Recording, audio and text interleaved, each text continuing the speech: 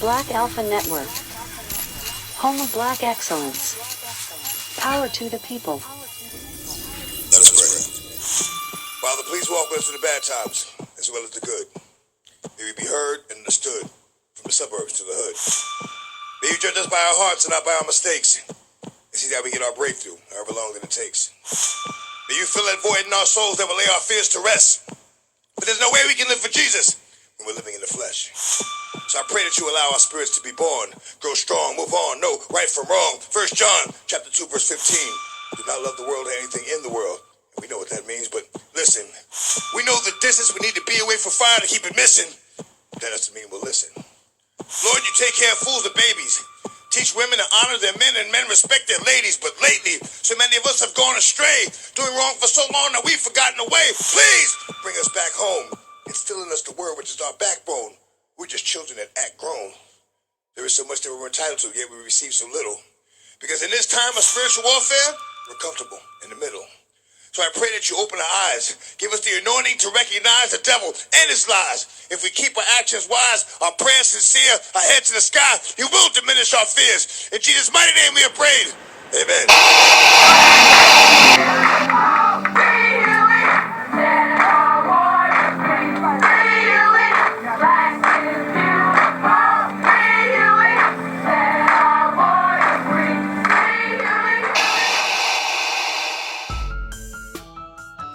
What's up, let's go. Certified salute to my whole certified honey and certified salute to the whole certified family. We on it, mentally, physically, spiritually, mind, body, and soul. Speak it, believe it, receive it, and we got the whole spectrum covered. Yes, we do. Peace, power, deliver, family. First you get the peace, then you get the power, then you deliver, and that's what we doing right now, delivering on their ass. Big facts. We going truth check, fact check, reality check, and then we gonna drop the mic and let everybody know what we say is final. Make sure y'all smash that like button and subscribe to the Black Alpha Network. You know I appreciate the love. And when I say love, I mean real love. I'm talking genuine love, sincere love, pure love. That love that comes from the inside. Real talk. I can't do none of this without y'all. We all stand together. We all ride together forever. So anytime we connect, they know it's about to be one. And right now it's going to be on fire more than ever before. True indeed, because we're more focused than ever before. We're more on point than ever before. And we're more on code than ever before. Airtight.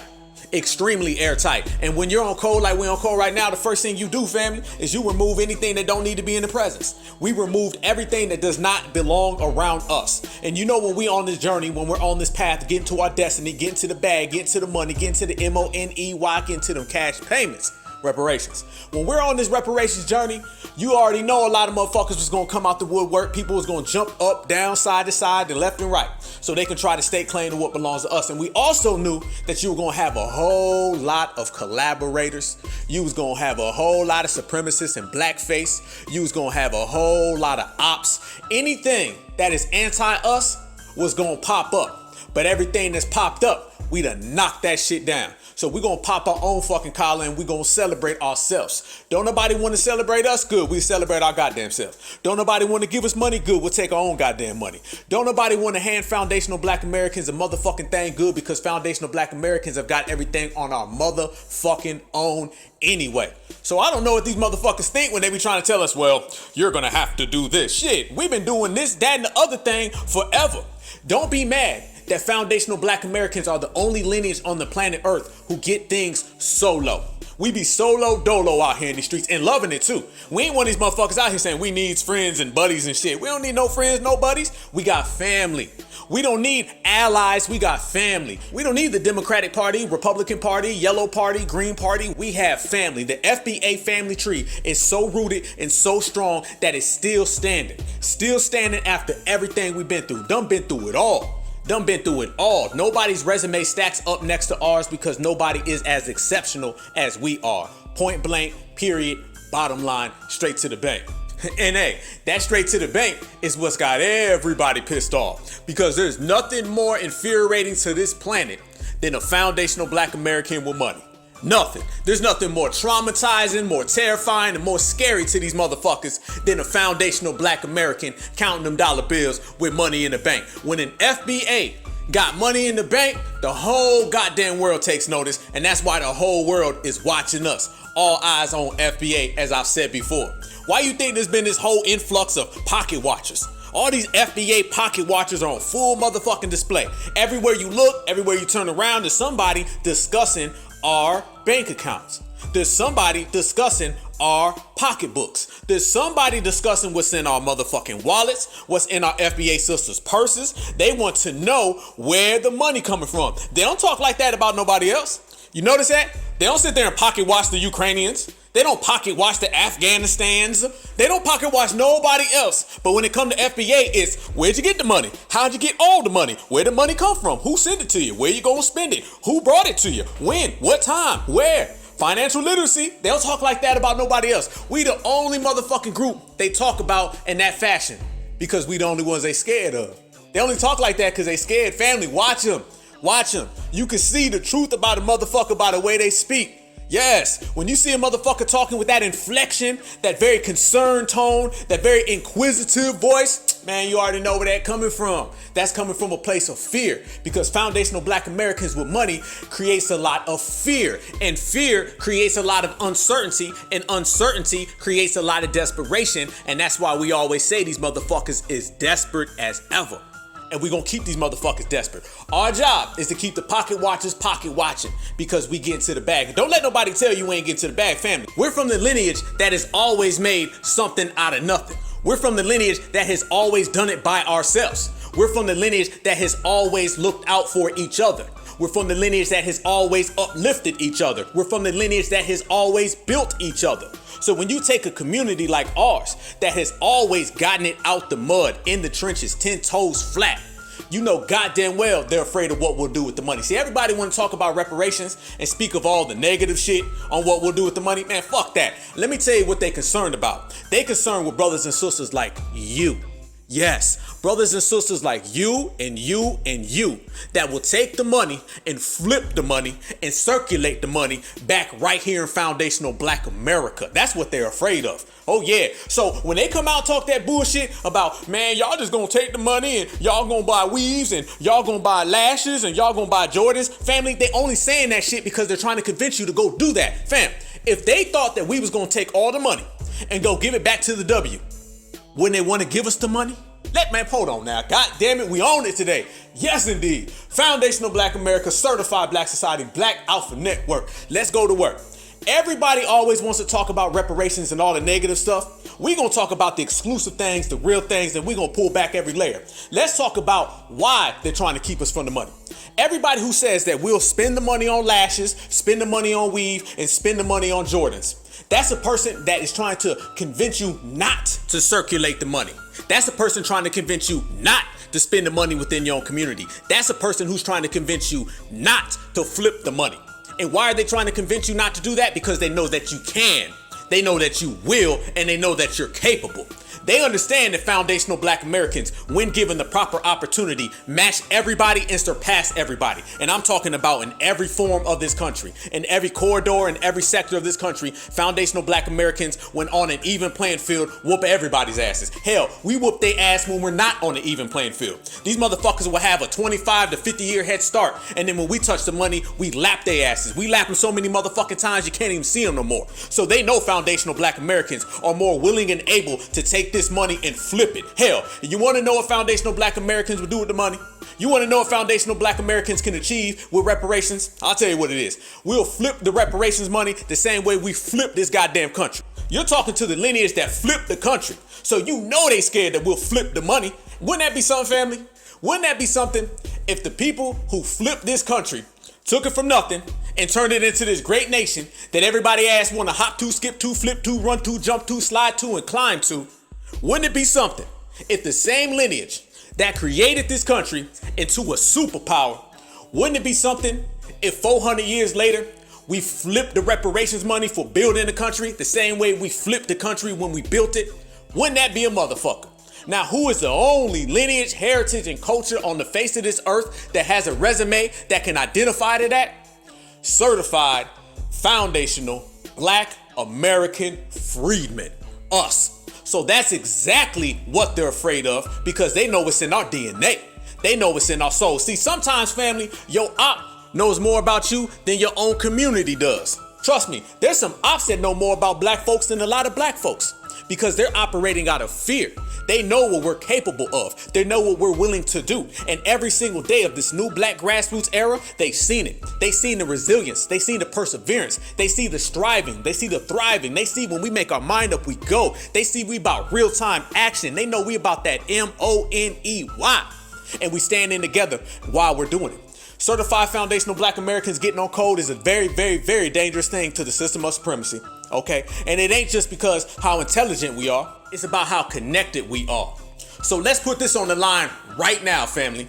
And we're going to put an end to all the bullshit right now, family. Let's speak the truth. Hot fire. If they really thought that we would take all of our reparations money and go spend it on lashes and Jordans, new cars, and weave, they would be out here rushing to hand us the money. You really think that they would believe that we would take all the money and give it back to them? They wouldn't be out here trying not to give us the money? The dominant society will be writing reparations tomorrow if they thought that we would go give them back the money. The dominant society is not trying to give us reparations because they know we're going to give ourselves back the money.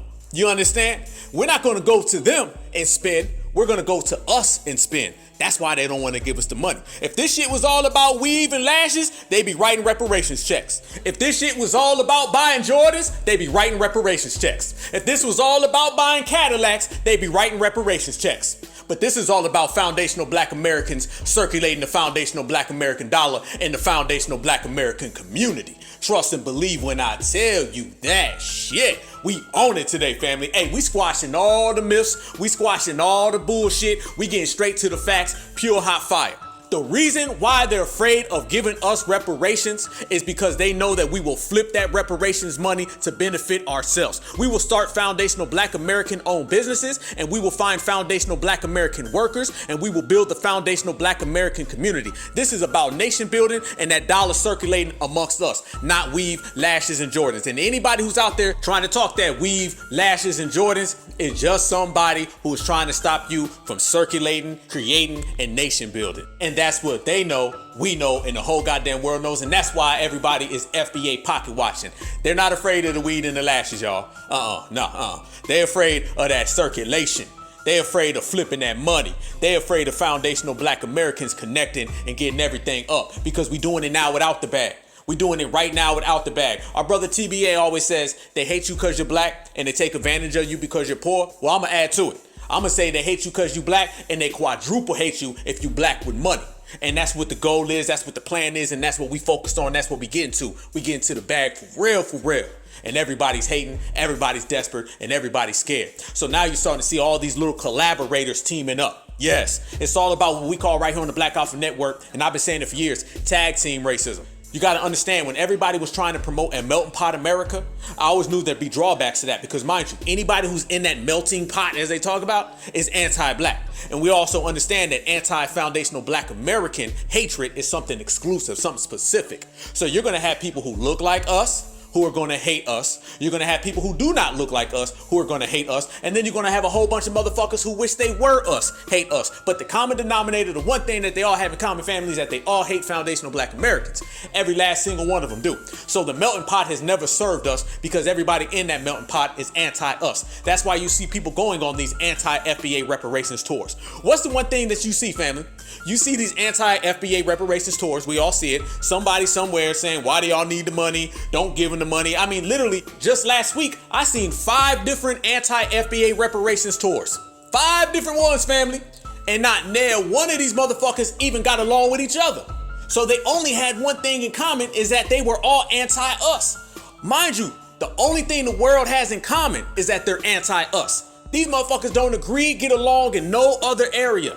That whole America's a melting pot, that don't mean love. That don't mean sincere. That don't mean connection. That means motherfuckers can't stand each other. You know, we walk up and down these streets all day long. Look at the news. But what's the one thing that they all got in common? They don't want foundational black Americans to get to the money. So I seen 5 different tours, fam. Karen had an anti-FBA tour. Mr. Muhammad had one. Mr. motherfucking Jorge had one. Mr. Chow had one. Mr. Lumbumba had one. They all was in that motherfucker. In all different accents, trying to explain away why foundational black Americans could not, should not get the money. Now, None of these motherfuckers would be in America if it wasn't for foundational black Americans. But they seem to skip over all of that because you know when it comes to anti-black racism, logic goes out the fucking window. But what they do not understand is we are stronger than ever, untouchable. We are stronger than ever, unmatched. And we are stronger than ever in the present, not the past. Right here, right now. See, they don't mind having to deal with black folks from a documentary, from a slave movie. They don't give a fuck about the roots black person, okay? Because that's somebody they don't have to look at now. What they cannot stand is when they turn on that television today, they got to see foundational black Americans making reparations claims in the present, right now, in real time, in real form. They cannot stand that whenever they pull some bullshit, the black grassroots pulls up on them. They cannot stand that. They don't mind dealing with black folks from 1776, 1876. They don't mind dealing with black folks from 1996. They got a problem with the black folks right here today that is in here certified doing it big. Matter of fact, we doing it so big that people who got opposition towards us want to side with us. Yeah. 1 minute, it'll be somebody saying, y'all are katas, y'all's not really black man, y'all divisive, y'all dirty. They'll say all that shit about us on Monday, but then fuck around on Tuesday, they say, y'all need to come on back home to Africa and reinvest in Africa. Yeah, y'all know exactly who I'm talking about. Mr. Akon, and that is A-C-O-N, Con Man, Mr. Wakanda, Mr. Don Quarius, okay? His ass been running around saying all types of inflammatory shit about foundational black Americans for years, all types of low-key shit. Matter of fact, the motherfucker got bold with it. It was out there saying, you guys struggle and get over slavery and all this bullshit. Okay, then he went and got him an FBA hairline implant. And now he running around telling foundational black Americans to come on back to Africa and reinvest. Yeah, I know y'all seen the video. I know y'all seen it. The same guy who runs around here and tells foundational black Americans that we need to get over slavery is the same motherfucker trying to tell us to take our reparations checks, because that's what it's all about, and go back and reinvest in Africa. Didn't we say it, family? We said it right here on the Black AlphaCast a couple weeks ago. We said you're going to have two types of people. The person who's going to try to steal your reparations check and the person who's going to try to stop your reparations check. Have you noticed that every single community has two separate groups and they both contradict each other? One group says, y'all katas, y'all not really black, stay home. The other group says, y'all are our brothers, come back to Africa and reinvest. Both the motherfuckers are talking about FBA, but they saying two different things. That's because you got one person trying to steal your reparations, and then you got the other one trying to stop your reparations. You get one motherfucker who says all these negative things about foundational black Americans so he can stop our reparations check, and then you got the other motherfucker who says all these endearing things about foundational black Americans so he can steal our reparations check. That's what it's all about. You're seeing an influx of people who got their hands out, their arms open. They want to hug. They want to dance. They want to sing with us. They want to be right next to us because they feel if that reparations check comes in, they might get $1, $2, $3, $4. They'll take a motherfucking penny because that's how desperate they are. And that's exactly how desperate Mr. Akon Don Quarius is. He been running around here telling us how bad America is. The same country that his ass benefits from because of us. He been running around here trying to tell us our history when he needs to worry about his own fucking history. He needs to worry about his own present. And now all of a sudden he's telling foundational black Americans, y'all need to come on back home to Africa and invest. You notice every single person that tells us to go back to Africa now, they always say to do what? To invest. You know how I read that? That means, can we get in on some of that reparations money? Listen. My goal is to get everybody to move back to Africa. That's my goal. Okay. I want to get as many African Americans back home to Africa as I possibly can. Because I know the day they move back, everything they fighting for in America, they will not have to fight for over there. All the struggle that they struggling over there, they're going to come there with this mindset, with this mentality, with the finances that they built, you know, the equity in life. And Whoa. They're going to come over there with everything they built, with all their finances and equity. What do I always say, family? Listen to the verbiage and you can tell the whole story. You notice how he threw in there, bring over your finances and your equity. He never said this before reparations. Before reparations, it was, y'all need to get over slavery. We let slavery go in Africa. We don't really focus on it. Now, all of a sudden, he's saying, take your reparations checks, because I know y'all about to get them, And I know we can't stop y'all, and I know we can't steal it. Can y'all just bring your reparations money over here? That's what's happening now, family. We played a clip a couple weeks ago of a guy, and he was African, and he straight up said it. He's like, y'all need to get reparations and just bring it over to Africa. That's what they want. There's this whole new influx, fam, of get your reparations money and bring it back over here to Africa. They want us to invest in Africa, not invest in America. Not invest in the country that we built. Not invest in the country where we created all the wealth. No. They don't want us to invest right here in America. No.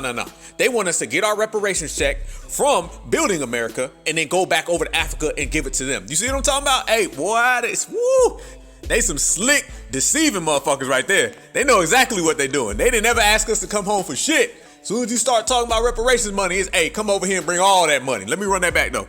My goal is to get everybody to move back to Africa. That's my goal. Okay. I want to get as many African Americans back home to Africa as I possibly can. Because I know the day they move back, everything they fighting for in America, they will not have to fight for over there.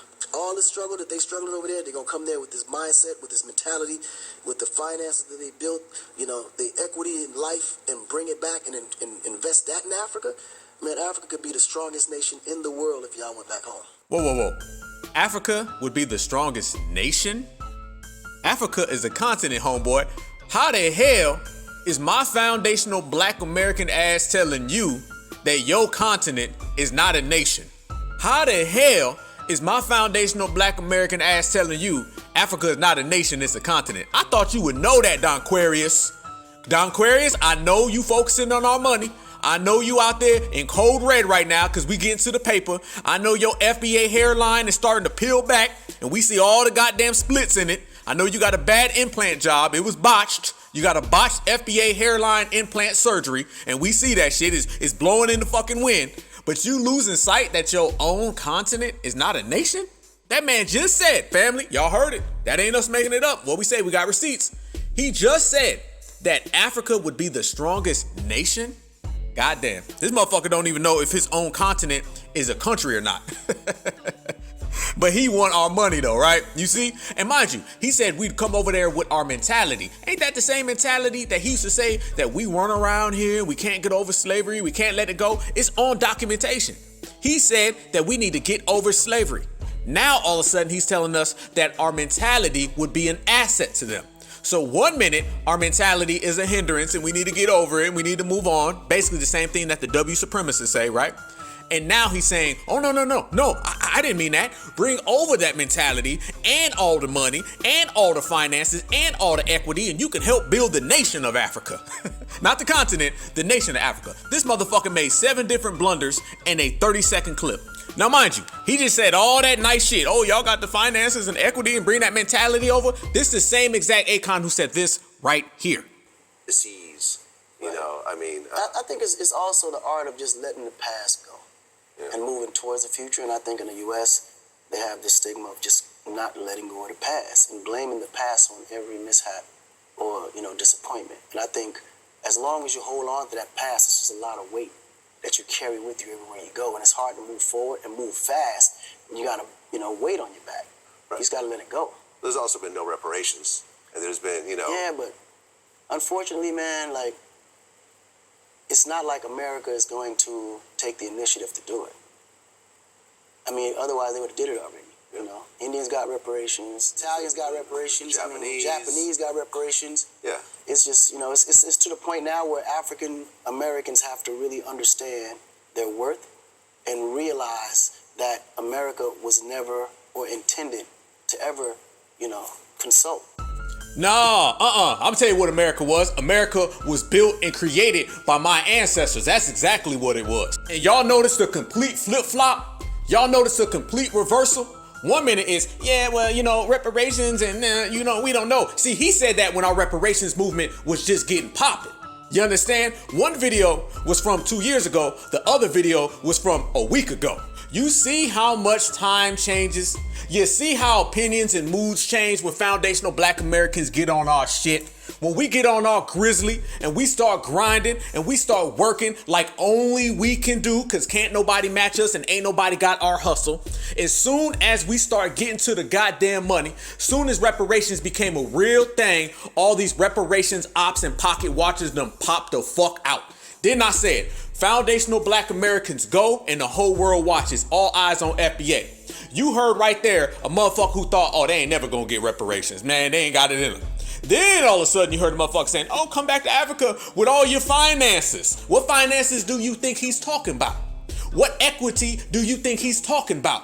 He's talking about the finances from our reparations movement. He's talking about the equity from our foundational black American reparations movement. That's exactly what he's talking about. A motherfucker became a believer real quick, didn't he? Didn't he? Yeah. Motherfucker became a believer quick, fast, in a hurry. Because foundational black Americans ain't like them. They'll sit there and chase some shit for 1 billion years. Matter of fact, half the motherfuckers don't even chase it. They'll just bow the fuck down and hand it over. See, we don't treat our reparations like they treat their minerals and their resources. Let me say that one more time. The way we treat our reparations is not how they treat their resources. They treat their resources like it's a goddamn gift and they give them away. Hand them over. Here, Queen of England, take them. Oh, you want these diamonds? Here. Oh, the oil's right there. You're standing on it. Go ahead and drill. Matter of fact, you don't have to drill, Mr. W. I'll drill for you and you can take my resources back home and I don't even want anything for it. And all the other motherfuckers around the world saying, for real? These motherfuckers just gave it to us? The goddamn Queen of England, King of England, the motherfuckers say, these folks gave away all their resources. We didn't even have to fight them for it. We need to go over there and take more. And then that motherfucker over there saying, yes, come on, man. You can have it all. Take it. We don't want it here. Here, anything for your presence. We don't do that shit. We treat our reparations claim exactly what the fuck it is. It's a debt that's owed and it belongs to us. We don't share. You understand the difference? Foundational black Americans do not share a motherfucking thing. We done sat back and built every single thing on our own, so therefore we gonna keep everything for ourselves. So there's a big difference between foundational black American reparations and continental African resources. We keep, they give away. And that motherfucker right there is trying to get us to give away our reparations to them because they cannot keep their own resources. Think about how bad you have to have it, family. You're from the richest continent on the planet, which he thinks is a nation. We over here correcting him that Africa is not a nation, it's a continent. I thought he would know that, right? Okay, that hairline fucking him up. His mind all twisted, man. He got some of that goddamn in-planet fucking tether hairline chemicals fucking his mind up, but that's a whole nother story. Imagine how fucked up you have to be, how docile and passive you have to be to the point where you are openly asking foundational black Americans to bring their reparations money over to invest in Africa when Africa has all the resources they could invest in theirself. You feel me? So we done made that motherfucker a believer, all right? And the whole motherfucking world are believers. Everybody sat back and watched and they was doubters. They was like, man, it ain't gonna happen, man, But I'm gonna tell you one thing about foundational black Americans, huh? You doubt us, you're gonna be made into a fucking believer and you're gonna get a rude awakening because there's nothing that anybody has ever doubted us that we haven't proven them wrong.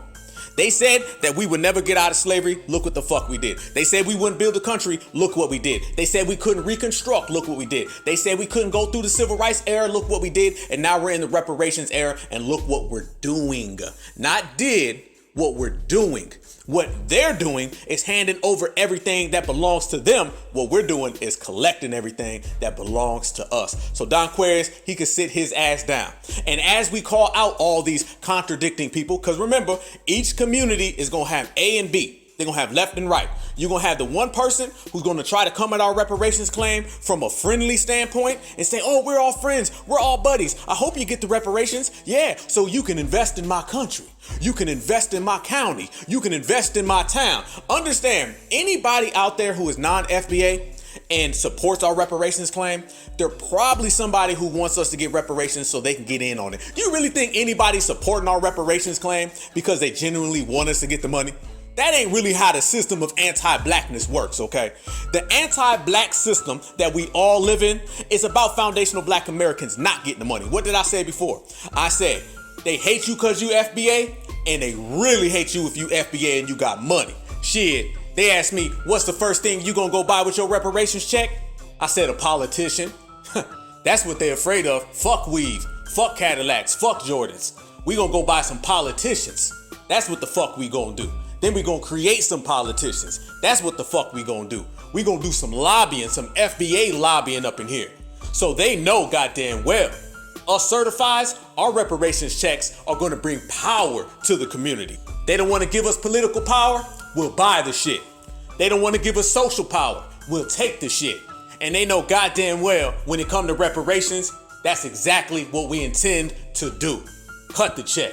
So the system of anti-blackness and the system of supremacy is not one where people openly root for us to get to the goddamn bag. That's just not how it works. So anytime you hear somebody saying, I support reparations for foundational black Americans, that's basically somebody saying how they can get in on the money. If they could not get in on the money, they'd be out here trying to stop you. So be very cautious of anybody out there supporting our reparations claim.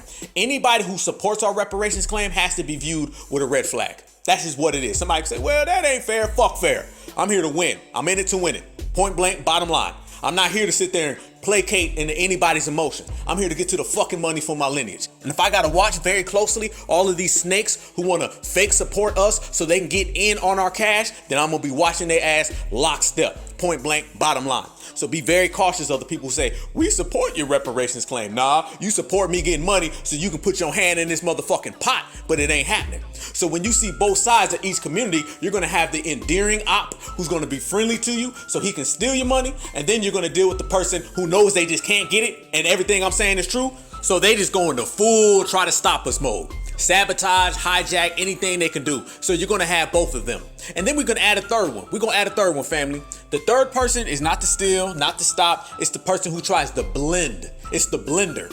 Very, very, very, very often do you see the person who's trying to blend our cultures with theirs. Don't want to blend our cultures together any other time. Y'all know people love taking foundational black American culture and just stealing it and saying it's ours. Don't want to put our tag on it. Don't want to put our stamp on it. None of that shit. Don't even want to put a sticker on it. Nothing. Anything that says FBA, they try to keep it away. But now you're starting to see these people say, oh yeah, that's FBA culture. And it's Haitian culture too. Or that's FBA culture and it's Jamaican and it's African. You see what I'm talking about? It's this blending thing. The dominant society's been trying to do that. They would love to blend our culture in with everybody else because that would make it seem like we don't have a culture. What's the best way you can dilute something is you start adding unnecessary things to it. And they try to add unnecessary things to it in the means of other people's heritage, other people's cultures, other people's practices, dashikis, all types of things. I want y'all to notice, down in Miami, the mayor, they put out some type of fucking like Black History Cruiser or some type of shit like that. And this Black History Cruiser, which is lame as fuck, by the way. So I guess they're riding around town in a fucking police car or some shit. Who fucking knows? It's lame as hell. But anyway, it says it's supposed to honor Black history. And what does it have on it, family? It's got a bunch of images of Africa. It's got the African continent, not nation, Don Aquarius. The African continent, the image is stickered all on this vehicle, this cruiser, this whatever the fuck. So you see already they're trying to blend it. So you're going to have this blending thing that occurs all the time now. So every time you watch somebody and they try to mix these cultures, they're trying to dilute us. And they know exactly what the fuck they're doing. And Black History Month is one of the main things they love to do. Love to do. I remember when we were all younger, Black History Month was just about foundational Black Americans. It was very clean, very specific. It was Martin Luther King, Coretta Scott King. It was Malcolm X, Betty Shabazz, Harriet Tubman. It was everything that was foundational Black American, chattel, slavery. They made it clear this is about us. They never inserted anybody else back in the day. It used to just be solely about foundational Black Americans, and it wasn't really up for debate. It was crystal motherfucking clear. This was about our lineage. They kept it very lineage specific. Now you start to see this whole twist to where foundational Black American existence and Black history is starting to be pushed out so they can slide in Tether, they can slide in Blender, they can slide in Diaspora, they can slide in Flat Blackness. Anything and everything that is the opposite of us, they want to put in Black History Month. So do you guys notice that goes exactly with the whole game plan of trying to erase foundational Black Americans, the erasure that's been occurring. There's no motherfucking coincidence that back in the day, it used to be lineage based, lineage direct. That was it. Now, all of a sudden, it's got everybody included. The same exact time that they're trying to bring in all these different immigrants, they're trying to uplift the diaspora, they're trying to dilute us, they're trying to blend our cultures in. The same time that you see the dominant society running that game plan is the same time now they have an attack on Black History Month. Y'all notice, family, there has been an attack on foundational Black American culture all the way across the board. All right, every single thing we do, every single day. They're putting on dashikis, they're throwing up the fucking RBG flag. Y'all remember on Juneteenth, you had people running around here waving the fucking Jamaican Jamaican flag, waving every flag in Africa, waving the RBG flag, talking about Juneteenth, when you know goddamn well that's about foundational black Americans, period. Not kinda, sorta, all the way 100% foundational black Americans. But yet, they were out here waving everybody else's flag. When you got on Google, no fronting, when you got on Google on Juneteenth, I guarantee you'll see it this year, and you've seen it last year, they had the RBG flag on Google. When the fuck has Google ever supported the RBG flag? The RBG flag was the last thing the dominant society ever wanted to fucking talk about. Now all of a sudden they embrace it. Be very cautious when the dominant society starts to automatically embrace things, all right? That means they got a game plan to use those things against us. The dominant society would never, ever support the diaspora. Never, not at all, especially the RBG flag. But all of a sudden, Google's got images of the RBG flag typed all across the fucking screen. All of a sudden, Nancy Pelosi, all the Democrats and Republicans are wearing dashikis. When the fuck have you ever seen the dominant society do that? You know foundational black Americans live rent-free in these motherfuckers' heads. The very fact that they're willing to fake support the diaspora so they can try to get us out the pain. Ain't that a motherfucker? Ain't that something? That tells you what we're all about. The very fact that the dominant society would embrace Africanism because they've been trying to Africanize our culture. Understand, Africanizing our culture is a main significant component in trying to erase foundational black Americans. All right, Africanize and erasure go hand in hand, and they try to use Africanizations, diasporizations as means to erase everything that we've created. And they're doing this right now with Black History Month, the same way they did it with Juneteenth. Anything and everything that is for us will be blended in to all black people. They try to do what our reparations claim. Our reparations claim went from foundational black Americans to just flat blackness. Anybody could fucking show up. You got called a bad name and your skin's melanated, you entitled to a check. You feel me? This is what they've been doing, and they're always trying to put it in your face. The dominant society, as we spoke of all the time right here on the Black Alpha Network, they were out here openly trying to get black folks to go back to Africa.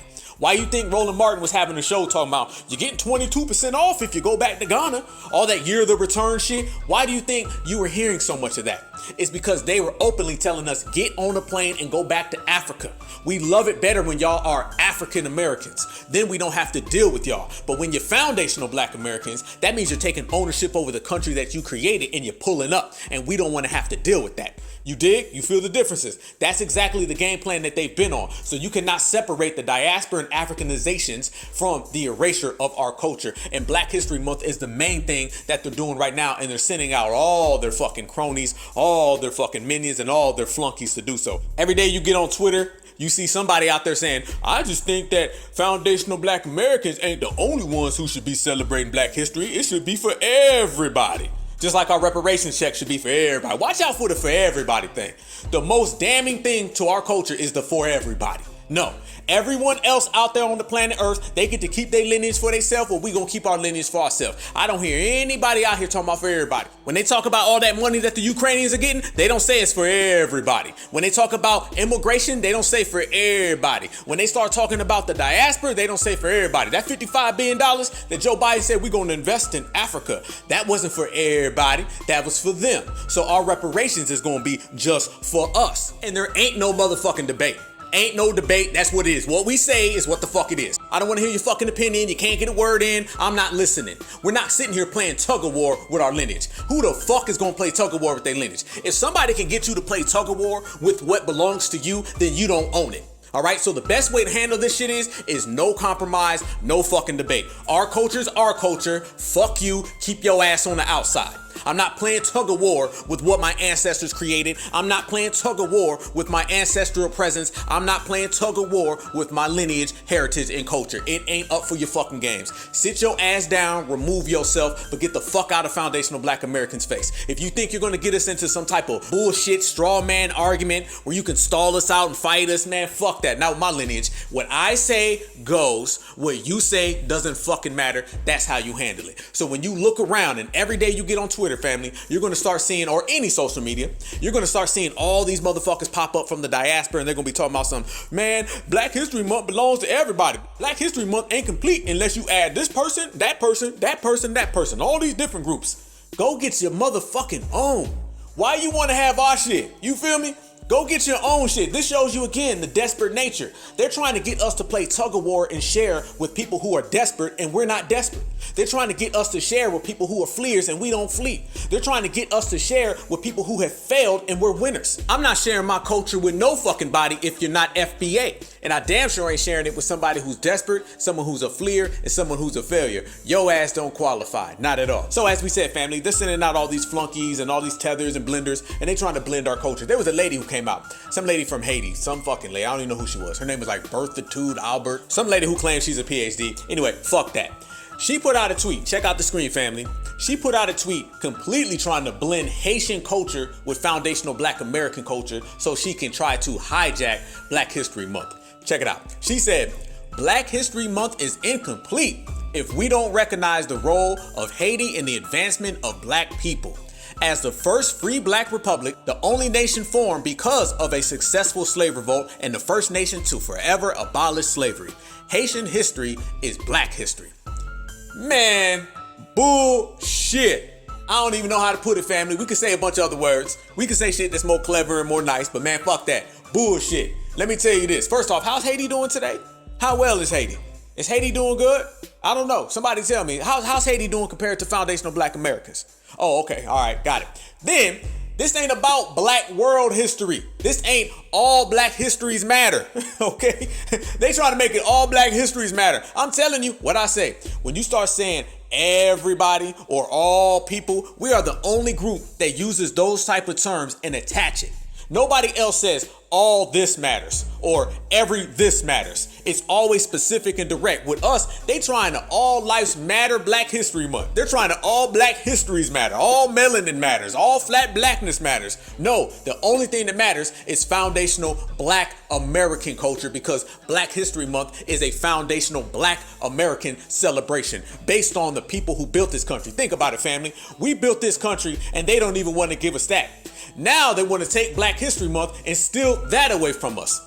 We're not talking about Black history on the planet Earth. If that's the fucking case, have Black History on Earth Day. Y'all go celebrate that shit. We're not talking about that. We're talking about the celebration of what we've contributed to this country. And by the way, Haitians already have Haitian History Month. It's in May. And then you also have Caribbean History Month. And they were both created by a Haitian person. Go celebrate your own shit. Why are you worried about our shit? That's the motherfucking problem. Everybody worried about foundational Black Americans. If it ain't what's in our pockets, what's in our wallets, if it ain't what's in our sisters' purses, motherfuckers is worried about our holidays. They worried about our regular days, our Mondays, our Tuesdays, Wednesdays, Thursdays, Fridays, Saturdays, Sunday, and back again. Worry about your own shit and you'd be better. What you should do, you should take all of that energy worrying about foundational Black Americans and you should go create your own celebration. You should actually go get some momentum behind those and then you wouldn't have to worry about trying to hijack ours. Y'all remember when they had that like fucking Jollof celebration? Go have a Jollof celebration or whatever the fuck motherfuckers do in their homeland. Cool, that's them. Go have that.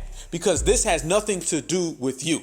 So the very fact that they're trying to all Black histories matter, ain't that the same thing they did, family, with all Blackness matters on our reparations panels? Yes. And you see it every single day. So remember, the erasure of foundational Black American culture is not complete without participants from the diaspora. They are the number one recruit that the dominant society seeks out. They're the number one culprits that the dominant society pushes forward.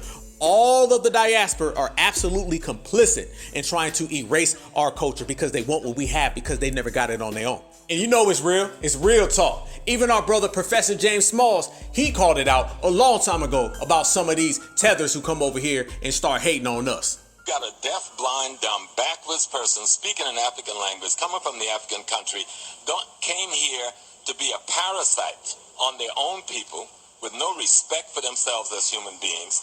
And then, because they speak a language, try to play you off like they got something culturally that you don't have. See what we talking about? Everybody's seen it. Our master teachers called it out then, we calling it out now. Hey, even Luke done popped back up again. Luke done popped up again and had a whole space talking about why FBA's reparationists hate on the diaspora. Nah, homeboy. The diaspora hates on foundational Black Americans because we're getting reparations. There's a big difference. Get your verbiage correct. I know you can't talk. I know you stutter, you fumble, and you stumble every time you speak. I know you a 2 Live Coon, and you got all your 2 Live Coon minions. But it doesn't change the fact that foundational Black Americans are going to continue to do our thing, and our thing is being exceptional. So they pull out everybody. I mean, Luke could just go get motherfuckers from everywhere out the diaspora, and they'll all have the same talking points. The same exact talking points. They just regurgitate that shit over and over again. And it's always basically foundational Black Americans is means. Foundational Black Americans is divisives. Foundational Black Americans won't let us get in on their monies. And if that's what you're thinking, good. You're absolutely right. I'll be means, I'll be divisive, and hell no, you ain't getting our FBA money. Hell no. This is a high-level system. This is a major apparatus at the highest levels, family. You have the dominant society who wants to erase our culture, and then you have all these failures and fleers from all across the diaspora where they feel, well, we couldn't get it on our own. Let's go try to take it from the foundational Black Americans. If you think, let me ask this, family. Do you think, with the condition of the diaspora, do you think any of them would ever turn down having our culture handed to them for free? Do you think any of them would ever turn it down? Look at the conditions they're in. Look at all the mistakes they've made. Look at all the fucking losing that they've done for all of modern history. And then look at our success. Do you think any of them would say, no, I don't want foundational Black American culture. I'm not going to be a participant in this. I'm not going to be a recruit. I'm not going to be a culprit in the erasure of foundational Black American culture. Do you think anybody in the diaspora would turn down that deal? If the dominant society came to them right now and said, hey, we can give y'all all the foundational Black American lineage. We can give y'all all the foundational Black American heritage. We can give y'all the reparations money. We can blend y'all in with them, and you can get every single thing that they've ever accomplished for free. You think anybody in the diaspora would turn that down? You think any of them would be man or woman enough to say no? Or do you think they say, okay, sign me up? Just like when Joe Biden went over there and said, we got $55 billion for America's original sin. Not one of those Africans said, hey, that ain't got nothing to do with us. What about our brothers and sisters in America? That's their struggle. Ain't none of them said that. You know what they did? They put on that FBA mask and they willingly cosplayed us the same way they'll play a role in our erasure. Backstabbing culture, you get backstabbers. That's it. And you gotta tell them, point blank, you gotta let them know. It's sad to the point, family, where you gotta G-check motherfuckers that they can't be a part of your lineage. And you know, they never come at the dominant society like this. They don't never try to force their way into the dominant society's culture. Y'all don't never see that? When have we ever seen anybody trying to tell W's, well, I'm a part of y'all culture? Why can't I be from Ireland? Why can't I be from England? Why can't I be from Italy? Never with the dominant society, but it's always us. And I mean everybody, not just Black folks. It's everybody that tries to come in and impute themselves into our culture. Naomi Campbell, she came out and she was saying something about how come Black History Month can't just be for everybody who's Black? Why has it got to be just for Black Americans? On one of those morning shows, I think it's The Real. You know, they got like The Real, The View, the whatever. On one of those shows, one of the ladies on there, she was talking about, and I think she be on some tap dancing shit too. It's that Amanda lady, and y'all know she be tap dancing left and right. And it also lets you know that motherfuckers be watching us and listening to us. Now everywhere you're starting to hear our lingo and our verbiage. On that cartoon, what's it called? The Proud Family. They on there talking about tangibles and reparations and descendants of slaves and we built this country. So family, our verbiage is going all across the fucking planet. That shit's showing up in cartoons. Don't let nobody tell you that they ain't watching the Black grassroots. We create it, everybody else follows. So anyway, on this The Real or The View or whatever it is, that Amanda chick who be tap dancing, so you know she been watching what the fuck we say. But she was talking about how Black History Month is about the Black American experience, everything we say. It's about the Black American culture, everything we say. And it's sad that you got to break it down to motherfuckers and tell people, but that's exactly what we've been having to do. And apparently other people are watching and following the lead of the Black grassroots. Listen. Month out of the year, we are giving respect to that, then we need to give respect to specifically the Black American experience. Because I am somebody whose mother is from Grenada. My father is a Black man from America, so I respect that we are Black across the diaspora. But Black people in America, diaspora, that's a college word, but Black people in America, it is a very specific experience being black in this country. Right. It has been a very specific experience living your blackity black life to the best of your blackity black ability. So why do you think she is doing this? So I don't know why she's doing this, but I will tell you that I don't think it is necessary. I think we need to acknowledge that there are many black folks across the diaspora, but for the month of February in America, we need to show love to the reality of the black American experience and the way that it has contributed to the greatness of this country. That's why we have... Hold up. Now, she's making points that it's all about the black American experience. It's all about our lineage, heritage, and culture. But here's the problem. This is why people like us, the black grassroots, we got to control these conversations. Because she says, well, I don't know why. I'll tell you what, I know exactly fucking why. It's because we are at the boss's table, we are in the winner's circle, and we are the face of blackness. That is exactly why. Anytime you call out the diaspora trying to leech and mooch off of us, you have to tell the reasons why. Don't just sit there and say, well, you know, they do it, but we don't know why they're doing it. Or, yeah, we see them doing it, but we got to educate them. It ain't about education, it's about regulating. All right? Don't educate, regulate. You sit there and you try to educate a motherfucker, that's with the onus that they actually want to learn. These motherfuckers know goddamn well. They know goddamn well. They know so well that they bring their ass over here and know exactly what to mooch on to. They know exactly what to leech off of. They know exactly where to tether, where to blend. So don't tell me these motherfuckers don't know exactly what the fuck they're doing. Everybody knows the way they play the game. Everybody knows the game plan. So when they play this, oh, we just tethering on accident. Ain't no such thing as an accidental tether, all right? There ain't no such thing as an accidental blender, all right? You don't accidentally blend yourself into someone else's heritage. You don't accidentally tether yourself to someone else's lineage. These motherfuckers got it exactly in their mind what they gonna do, then they come over here and they do it. So we don't have to worry about educating. We gotta focus on regulating. That's why we have this show, so that we can explain when somebody like her makes this type of comment, why we are saying, okay, this is why we celebrate it in this type of manner. Yeah, so and I don't hopefully think this is a teachable moment. Yes. She's educated. Yeah, we're not dogging her or anything. No. First of all, Quincy Jones is... Nah, fuck that. I'm dogging. Straight up. See, once again, there's no purpose in trying to play patty cake. Y'all know I always say on the Black Alpha Network, we ain't playing race patty cake. I'm not out this motherfucker playing patty cake with tethers. We letting these motherfuckers know off top what it's gonna be. See, anytime you try to put somebody on game and you're being real soft and vague, you're gonna get soft and vague results. You gotta do this shit with aggression and let a motherfucker know, don't come back here. If you're trying to stop somebody from coming back and stealing from you, are you gonna stop them by being nice? Or are you gonna stop them by being aggressive? What's gonna make a motherfucker say, hey, them FBAs ain't nothing to fuck with. I'm gonna bust a U-turn, go back home and go fuck with somebody else. What's the fastest route to getting there? Aggression or patty cake? Exactly. It's all about aggression. We ain't out here playing patty cake because patty cake will keep a motherfucker coming back every goddamn day. You'll be dealing with this problem for 50 fucking years. If you get aggressive, you'll be dealing with that shit for 60 seconds. 1 minute, then it's done. So that's the only way we're gonna handle it, and that's the only thing we're gonna focus on. Getting the results by any means necessary. Checkmate. Now, let me say this. All these motherfuckers out here talking about they don't know and we can't figure it out. Ain't that the biggest excuse? We don't know yet. Wait till all the facts come out. The dominant society has been playing that game with race soldiers for years. You can see some shit happen on camera and they'll be like, we don't know yet. Ain't that what the fuck the video's for? Well, we don't know what is the video. You don't know what a video is? I mean, it could be a camera or it could be a camcorder. Maybe it's a painting or a drawing. We gotta wait till the facts come out. Fuck that. See, playing stupid is the #1 tactic of opposition. They always got to play stupid with foundational black Americans because they know we be on their ass and we be G-checking and we be regulating. So they got to act like they don't know as some type of cover. The tethers do the same exact thing. We don't know that we're tethering onto you.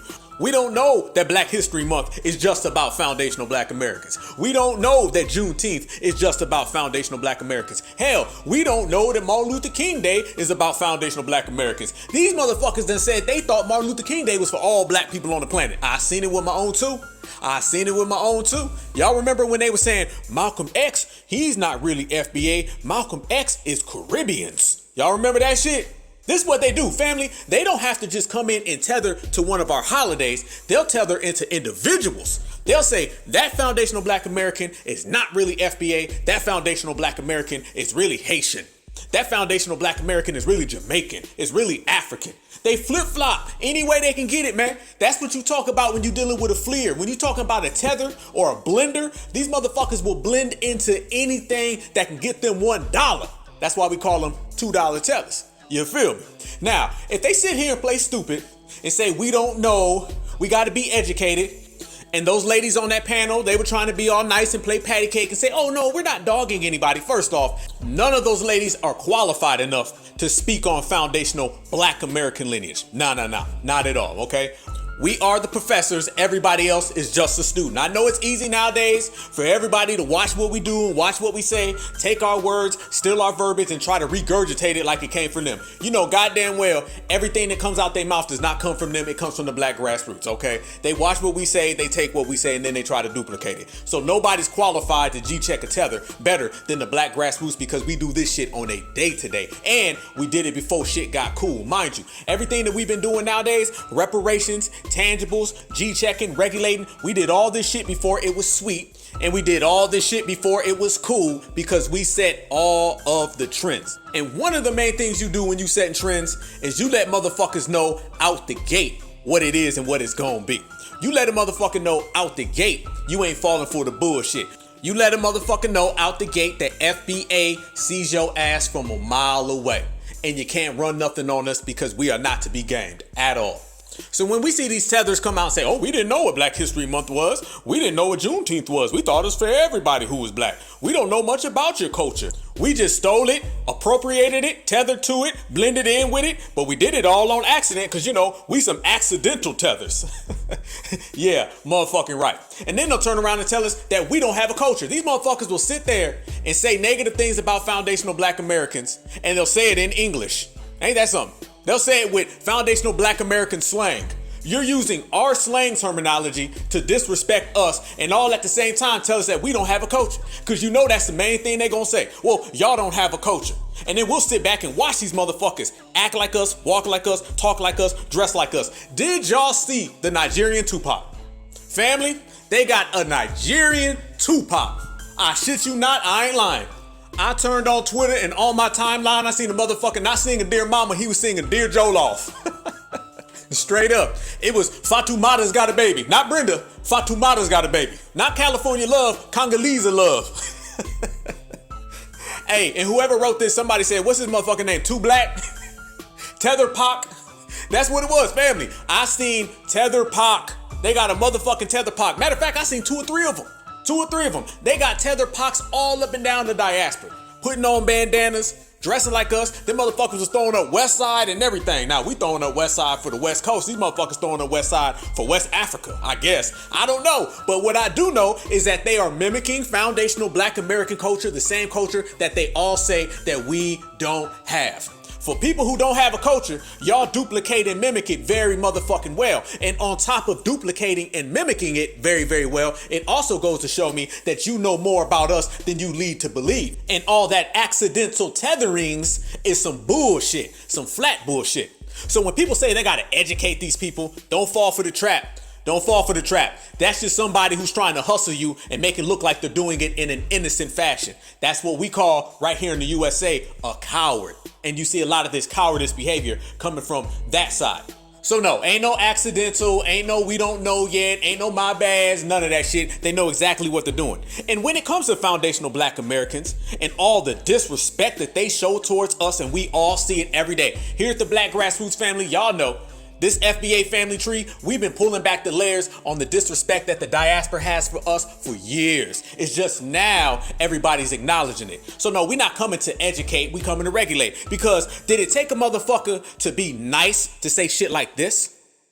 You lot like to come out here acting like you lot are a special type of black people, like you some hybrid niggas. Meanwhile, you are ignoring the fact that your ancestors was also picking cotton and making tobacco like the rest of us. And unlike the Caribbean and Africa, you fuckers did it for longer. Damn, that don't sound like an ally.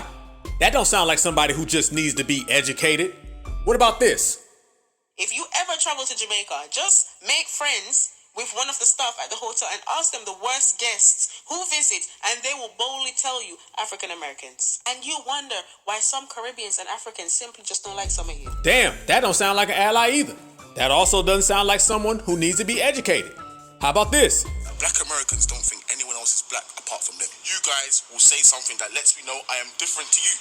There was one time we went to New York and me and my brother just crossed the road anyhow.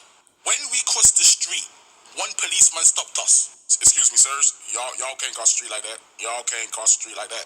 Whoa, notice how that motherfucker was mocking us and trying to speak in an FBA accent. Notice that? You notice that, right? Yeah, they know what they're doing. They know what they're doing damn good. He went from, I am a black Englishman, to all of a sudden, man, don't cross the street like that. That's what they doing, family. They mocking us all day long. They watch us and they study us every single move we make, and then they duplicate it. Same game plan. Y'all British blacks be crazy as fuck, man. How the fuck y'all be black, British, African at the same time? How you do it? He doing it again.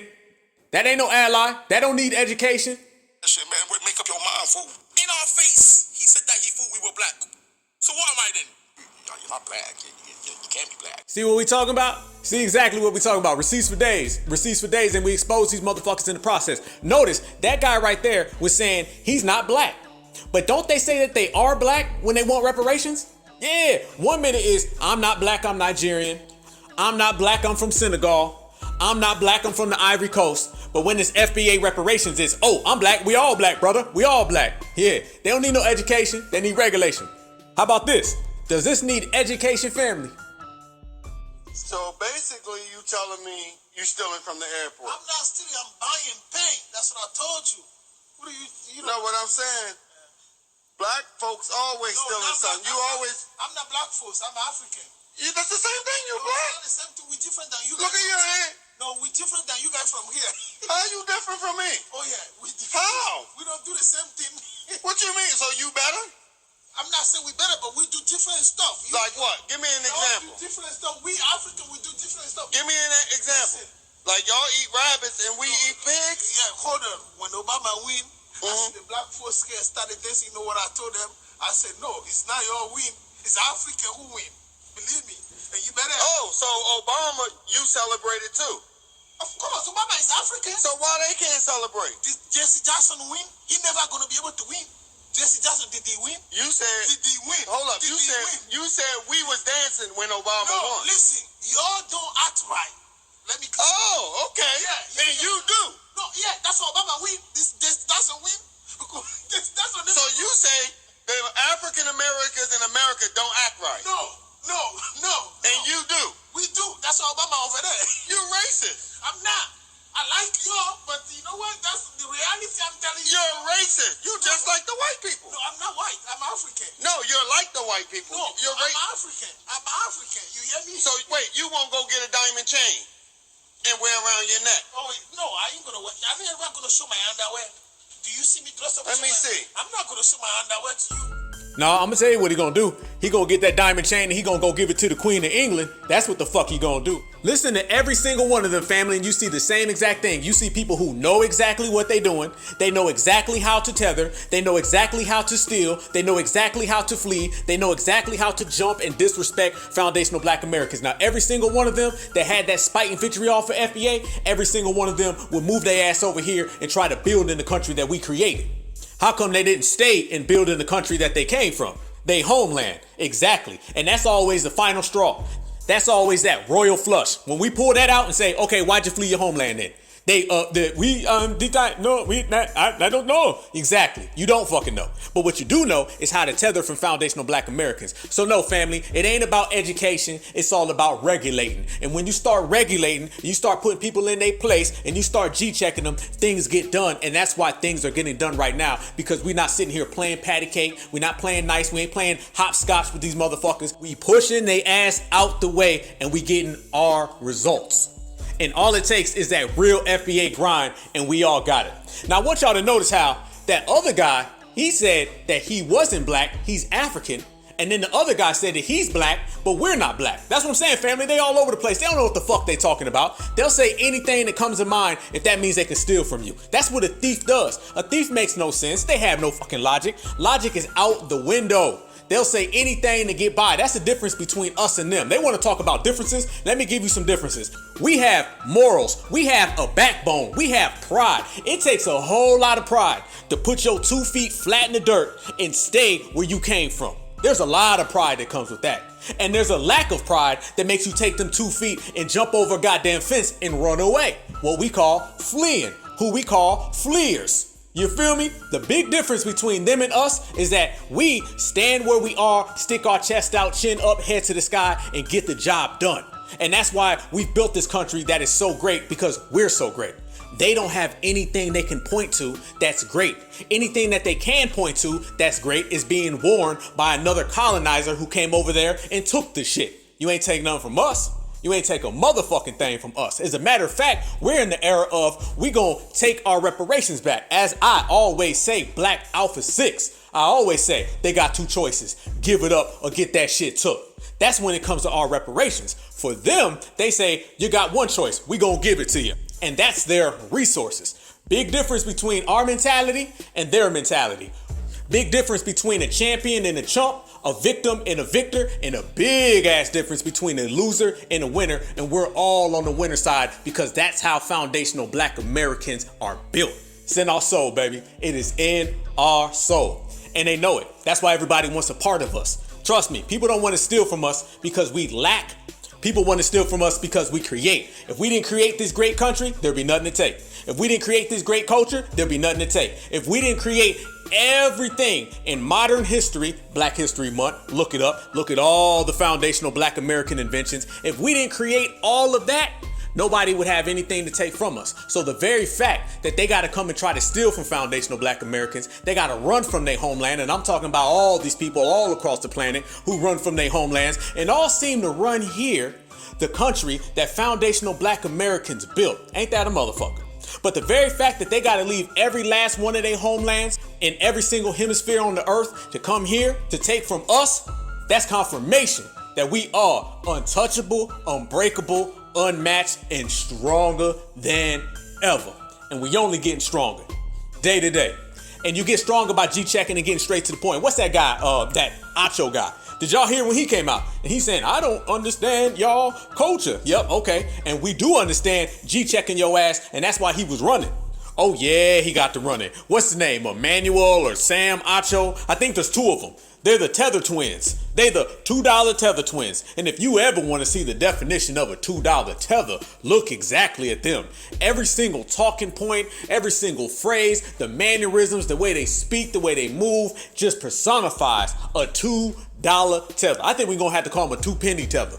I think they done took it to another level, family. These motherfuckers are beneath. But y'all remember, he came out and said some shit like, I was able to not have to understand what y'all go through because I'm different.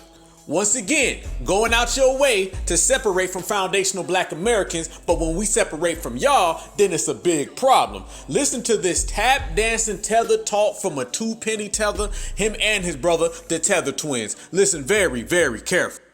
Black people feel like you are too accommodating to white people in your conversation. How would you respond to that? You catch more bees with honey than vinegar. I grew up with Black people. I grew up with Nigerian people. I grew up with white people. Whoa. Notice he said, I grew up with Black people, Nigerian people, and W's. Did he just say that Nigerians ain't Black?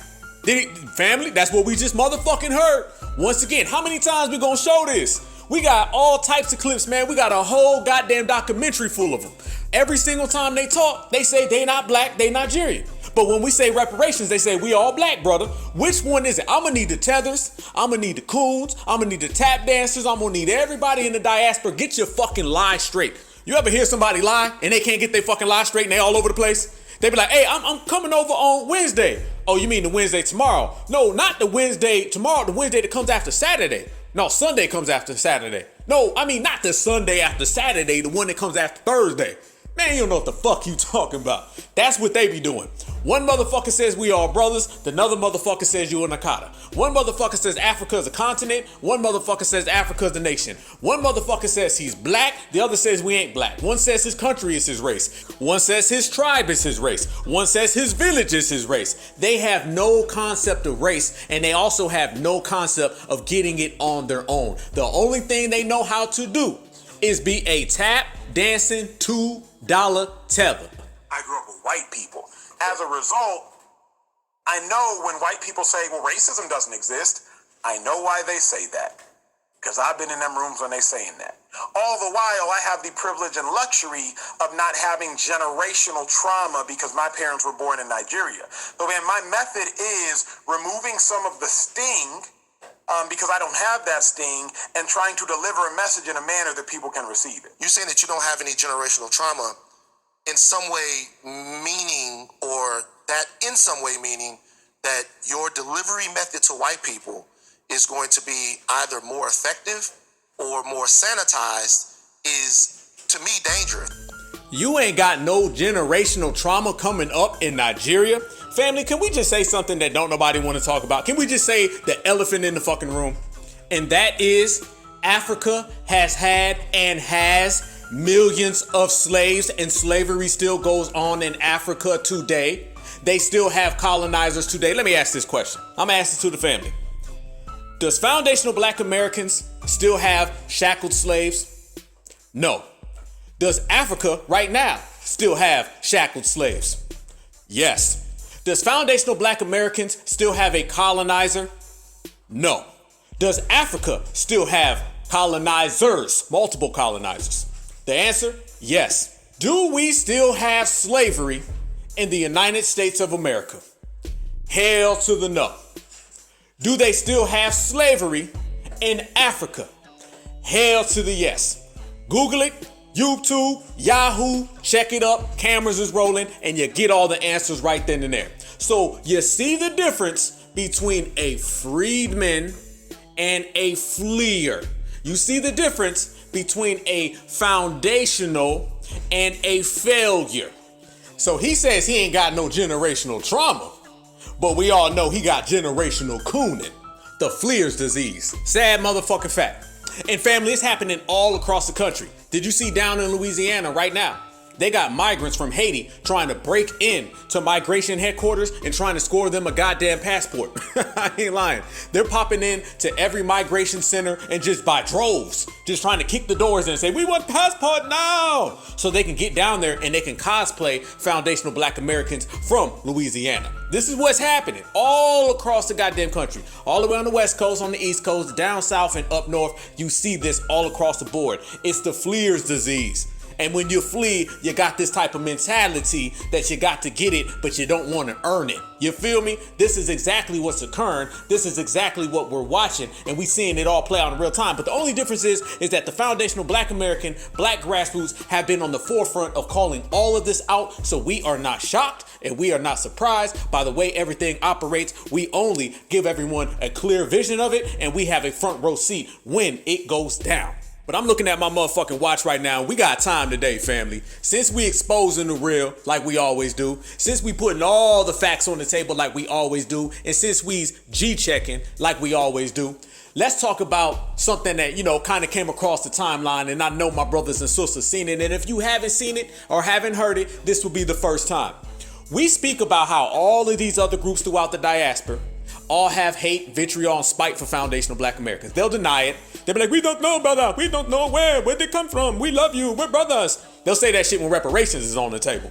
But when we're not around, it's a cot of this, a cot of that. Foundational Black Americans is dirty. Remember that guy from Haiti? And he was saying, you guys are dirty and you walk around with your pants sagging and dragging. And that motherfucker didn't even have a clean shirt on. Looked like he woke up and hopped out the fucking dumpster and jumped on TikTok. And I ain't even gonna get on his hairline because that motherfucker was missing in action. But that's a whole nother story for a whole nother day.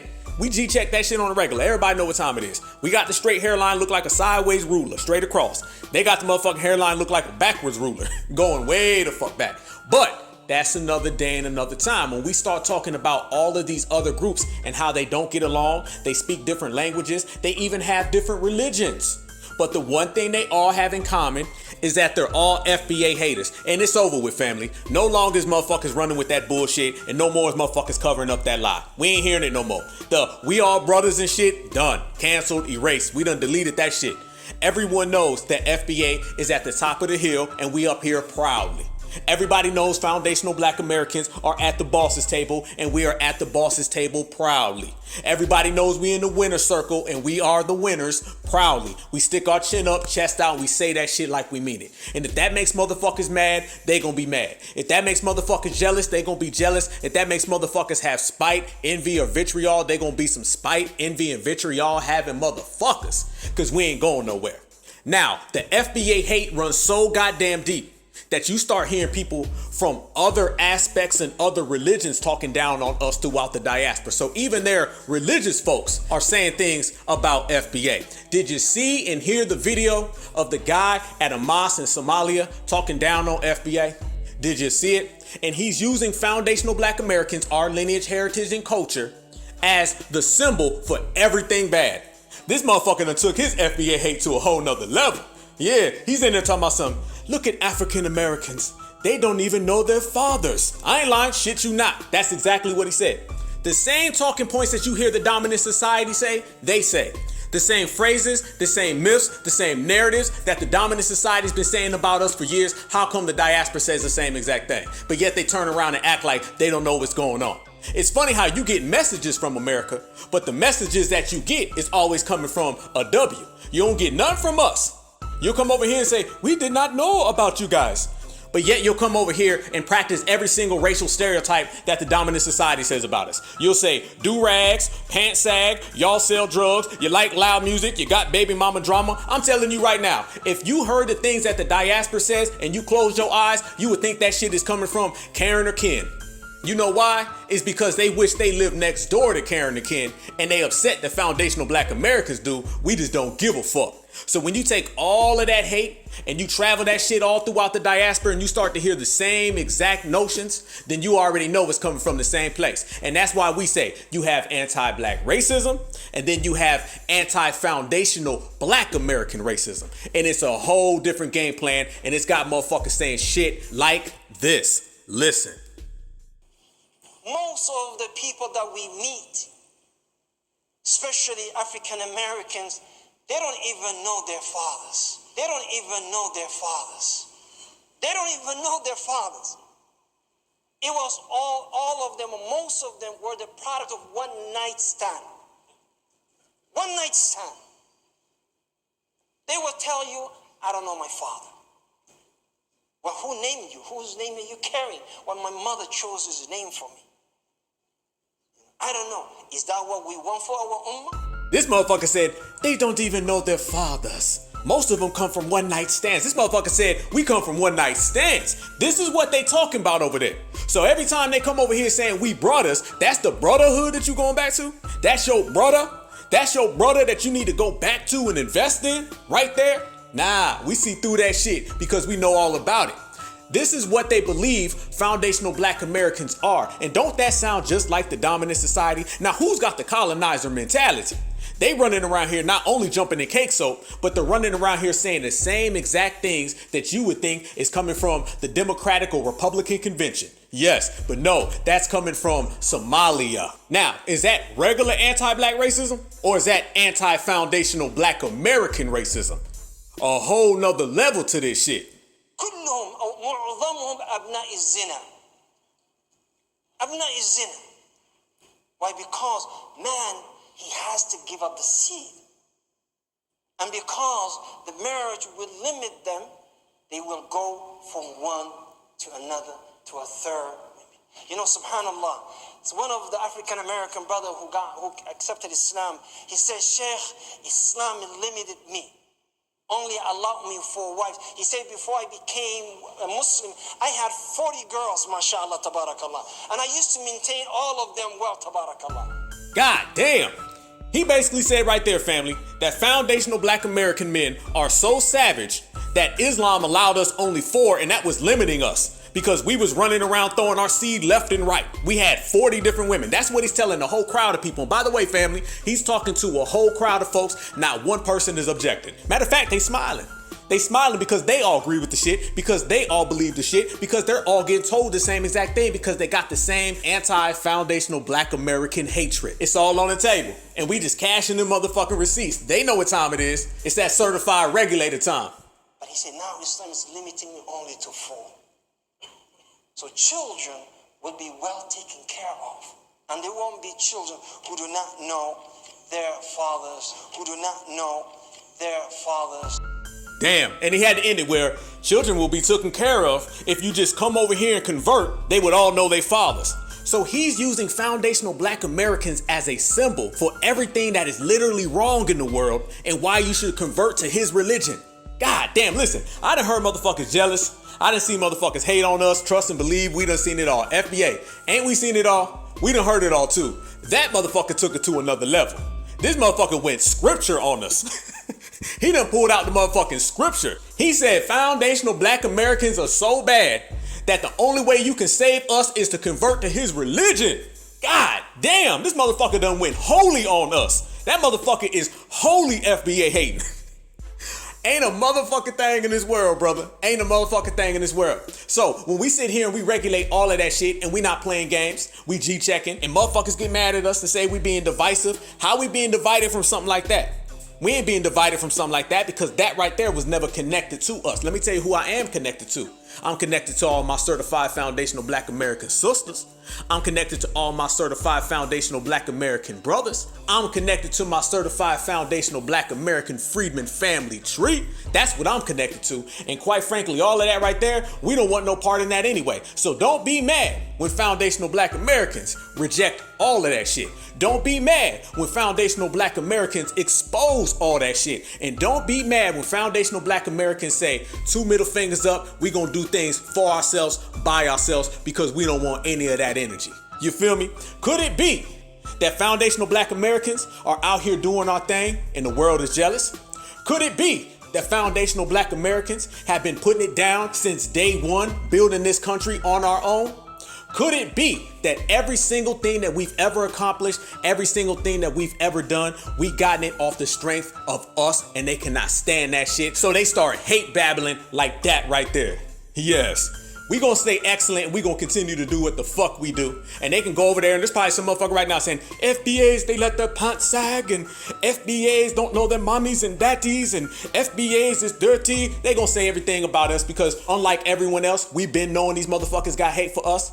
So we gonna continue to stay great. So whoever's out there right now talking down on us, fuck you too. All right, Mr. Whoever the fuck you are, you fill in the blank what your last name is, whatever accent you got, fuck you and your mama, okay? Foundational black Americans, we gonna stay over here doing it the B-I-G way because that's the only way we know. We don't worry about motherfuckers and throw out all that hate, all right? We don't go there and say, these motherfuckers don't know this, don't know that, because if we really wanted to go there, don't worry about us knowing our parents because I know you know your colonizer. How about that shit? Okay, you need to quit worrying about somebody else's parents and you need to focus on why your parents bowed the fuck down and sold your country out to every colonizer that showed up before you woke up and ate your rabbit stew breakfast every morning.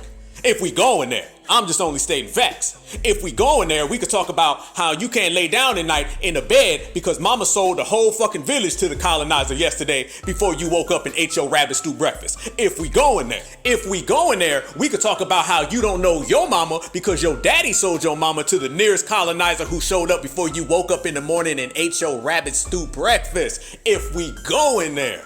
So what you need to do is you need to go get in contact with the colonizer, okay? Hopefully you can get your bed back. Hopefully you can get your side of the village back. Hopefully you can get your mama or your daddy back before you eat your rabbit stew today. That's what you need to worry about. And foundational black Americans, we gonna be over here eating good, drinking good, living good in the country that our ancestors built. Certified salute. They don't want none.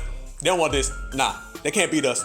They can't beat us. We number one. They know it. We know it. Every day, all day. Let's get it, family. As we proceed. Let me stop before I say that. Mic drop. Speaking of it going down, did you see all of those refugees, immigrants in New York throwing a goddamn protest because they're not being treated fairly and they're not getting the top quality A1 hotels that they desire? Shouldn't even be in the country in the first place. Getting the red carpet rolled out for them and still having a hissy fit.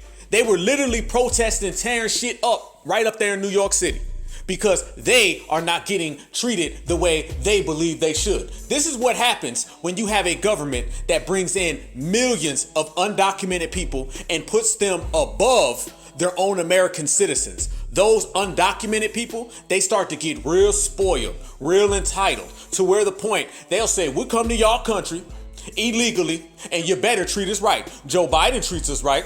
Joe Biden gives us $400,000 apiece. Joe Biden gives us Airbnbs with Xboxes and PlayStation and cuisines from back in our homeland. They literally give these folks whatever they want. And right now, them folks done got so entitled, they say, fuck that. This 4-star hotel you got me living in ain't a 5-star hotel, and they tearing shit up. Imagine that, family. Imagine going to another country, illegally, by the way, which means you're a criminal, because when you showed up, you broke the goddamn law. So you are a criminal in another country, and that country brings you in droves. They elevate you above the indigenous people, and you get the red carpet treatment and all the best food and all the best entertainment, the best housing and the best shelter that money can buy. They literally invest millions of dollars in you, and they bring in millions of your community. And you still are disrespectful. And you still feel entitled. And you still are unappreciative. That's what's going on up in New York.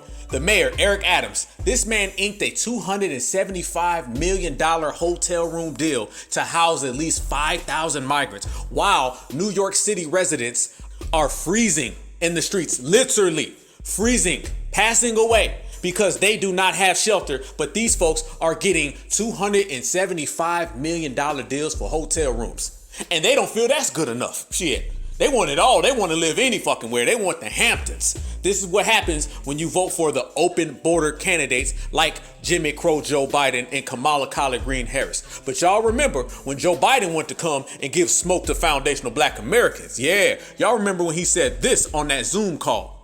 This country is doomed. It is doomed, not just because of African Americans, but because by 2040, this country is going to be minority white European. Hear me? Minority white European. And you guys are going to have to start working more with Hispanics, who make up a larger portion of the population than y'all do. Goddamn, it still killed me. That man said, you hear me? Well, y'all do. Y'all gonna have to start working. These motherfuckers still voted for him. And if you ever watched that Zoom call, every last one of them had their head down to the floor. What do you expect when you're dealing with a bunch of tap dancing butter biscuit coons? You get that type of behavior. They don't even know what the sky look like because they never look up. You understand? They always walk with their head down. That's what you call defeated. But when you start talking about a defeated mentality, you can exactly look at all of these people who gets to fleeing, gets to running, gets to hopping, gets to skipping, and gets to jumping. They come over here, they get the red carpet treatment. Everything is laid out straight for them. And what do? They feel that ain't good enough. But this is what happens when you support these democratic policies of open borders. That's why we go for anybody who's closed border. I don't give a fuck what it is. If your ass wants to close that border, then you gonna get my vote. I'll vote for you 15 fucking times. I don't give a shit, because at the end of the day, you cannot sustain this type of movement. You cannot sustain this type of policy, and you just cannot sustain people being elevated above you who come into your country and don't even wipe their feet at the door. Foundational Black Americans created the goddamn house. We created the house and the foundation that the house is built on, i.e. foundational Black Americans. Therefore, when you come here, you're gonna have to show some type of respect. And it's been proven that the only thing they want is a free handout, even when things are already given to them. In despair, visibly exhausted, dozens of migrants refusing to leave this hotel in Midtown Manhattan.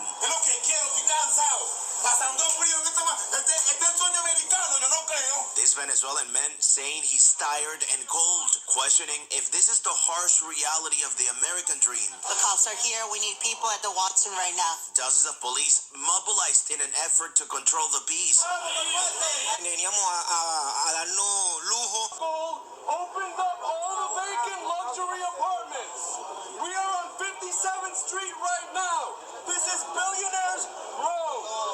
Half of the super towers on this street are empty.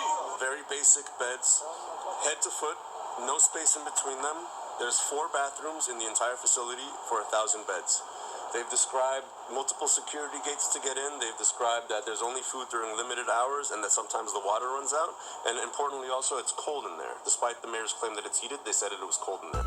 You got to be low budget as hell to sit there and say, we want that high rise in Manhattan billionaires quarter doors open when we shouldn't be in the country in the first place. You're hearing a bunch of people who are non-American trying to G-check America about their housing and their shelter that they ain't even earned. They say, oh, it's cold out here. Yeah, it's called New York City. All right, and you got foundational black Americans right down the street freezing. The same ones I seen in DC, homeless, freezing. The same ones I see down in Savannah, Georgia, freezing. Jacksonville, Florida, freezing. Dallas, Texas, freezing. Kansas City, Missouri. St. Louis, Missouri. Cleveland, Ohio. Detroit, Michigan. Minneapolis, Minnesota. Baltimore, Maryland. Philadelphia, Pennsylvania. Louisville, Kentucky. Knoxville, Tennessee, out in the cold, freezing. That's what's happening to foundational black Americans. But yet, these folks are getting high-rise hotels, free meals, free shelters, and they're still complaining. Fuck to the nah. So it's all about foundational black Americans taking care of ourselves. I always say, family, who are the only people who look out for foundational black Americans? Other foundational black Americans. Who are the only people who call each other brothers and sisters? Foundational black Americans. Nobody is out here looking out for us. We are truly all we got, and that's a good thing. That's a goddamn good thing, because when you know that you are all you got, you're stronger. And then you also stay more codified. And then on top of that, you also keep anybody who's not genuine or sincere on the outside. And that's what it's all about with us. It's all about keeping motherfuckers over there, across the street, out of our space, out of our zone, regulating, G-checking, gatekeeping. That's the beauty of all of the things that we've been on, and that's the beauty of where we're headed. Nobody's crossing our line without getting that paperwork checked, and if your paperwork come back dirty, you know what's next. And I gotta bring up Kyrie Irving. Oh man, they can't stand Kyrie Irving. Oh, they can't stand that brother. I said it before. They gonna hate on Kyrie Irving for the next 30 years until he either taps out, marries a W woman, or denounces black people. Until then, they gonna keep on pushing him. They are trying to buck break Kyrie, and he been able to pivot around them, just like how he be on the court with the basketball, and he be going through his legs and crossing them up. He been crossing up these supremacists for a long motherfucking time, and they are on him. He can't do a goddamn thing. We said it. We said there's gonna be another scandal, another smear tactic, more slander on Kyrie, anything they can find. And it ain't gonna just be sports related. They'll get him with the sports related stuff, because if you watch how they talk about him in the sports world, oh man, they throw dirt on that brother all day. You know they all done got their supremacist script. And each and every one of those prepaid bucks, and y'all know who we talking about, the Stephen A. Smiths, the Shaquille O'Neals, the Charles Barkley, so on and so forth. They throw dirt on his name every opportunity. Kyrie Irving could go out there and score 50 points, and they'll talk down on him. Kyrie Irving could go out there and give his salary to the whole audience. They'll still talk down on him. Hell, he gave his money to the WNBA. No talk. Hush, hush. Don't speak on it. They make him public enemy #1 outlaw. And they gonna continue to always do that to Kyrie until he does one of those three things. Yes, he gonna have to either tap out, marry a W woman, or he's gonna have to denounce black folks. They gonna wait for the next situation to pop off, and they want him to come out there and say, well, it ain't about race. That's about the only way they gonna get off his back. That's the only way. He gonna have to say, it ain't about race in America. Why? Why are we complaining? He gonna have to go down the whole Kanye road. If you don't do that shit, it's gonna continue to happen. You see, they got it out for our brother. That's just what it is, because we understand how anti-black racism works, and we understand what it's like when you certified in anti-black racism in the system of supremacy. You gotta stay real with it. So Kyrie done set these motherfuckers off, and every single day you turn on your television, you see them coming after him. As a matter of fact, listen to this, family. I'ma show y'all the blatant disrespect that they have, not just for Kyrie Irving, but they have for any black person who's not playing ball. If you a foundational black American certified sister and you ain't playing ball, they get mad. If you a foundational black American certified brother and you ain't playing ball, they get mad.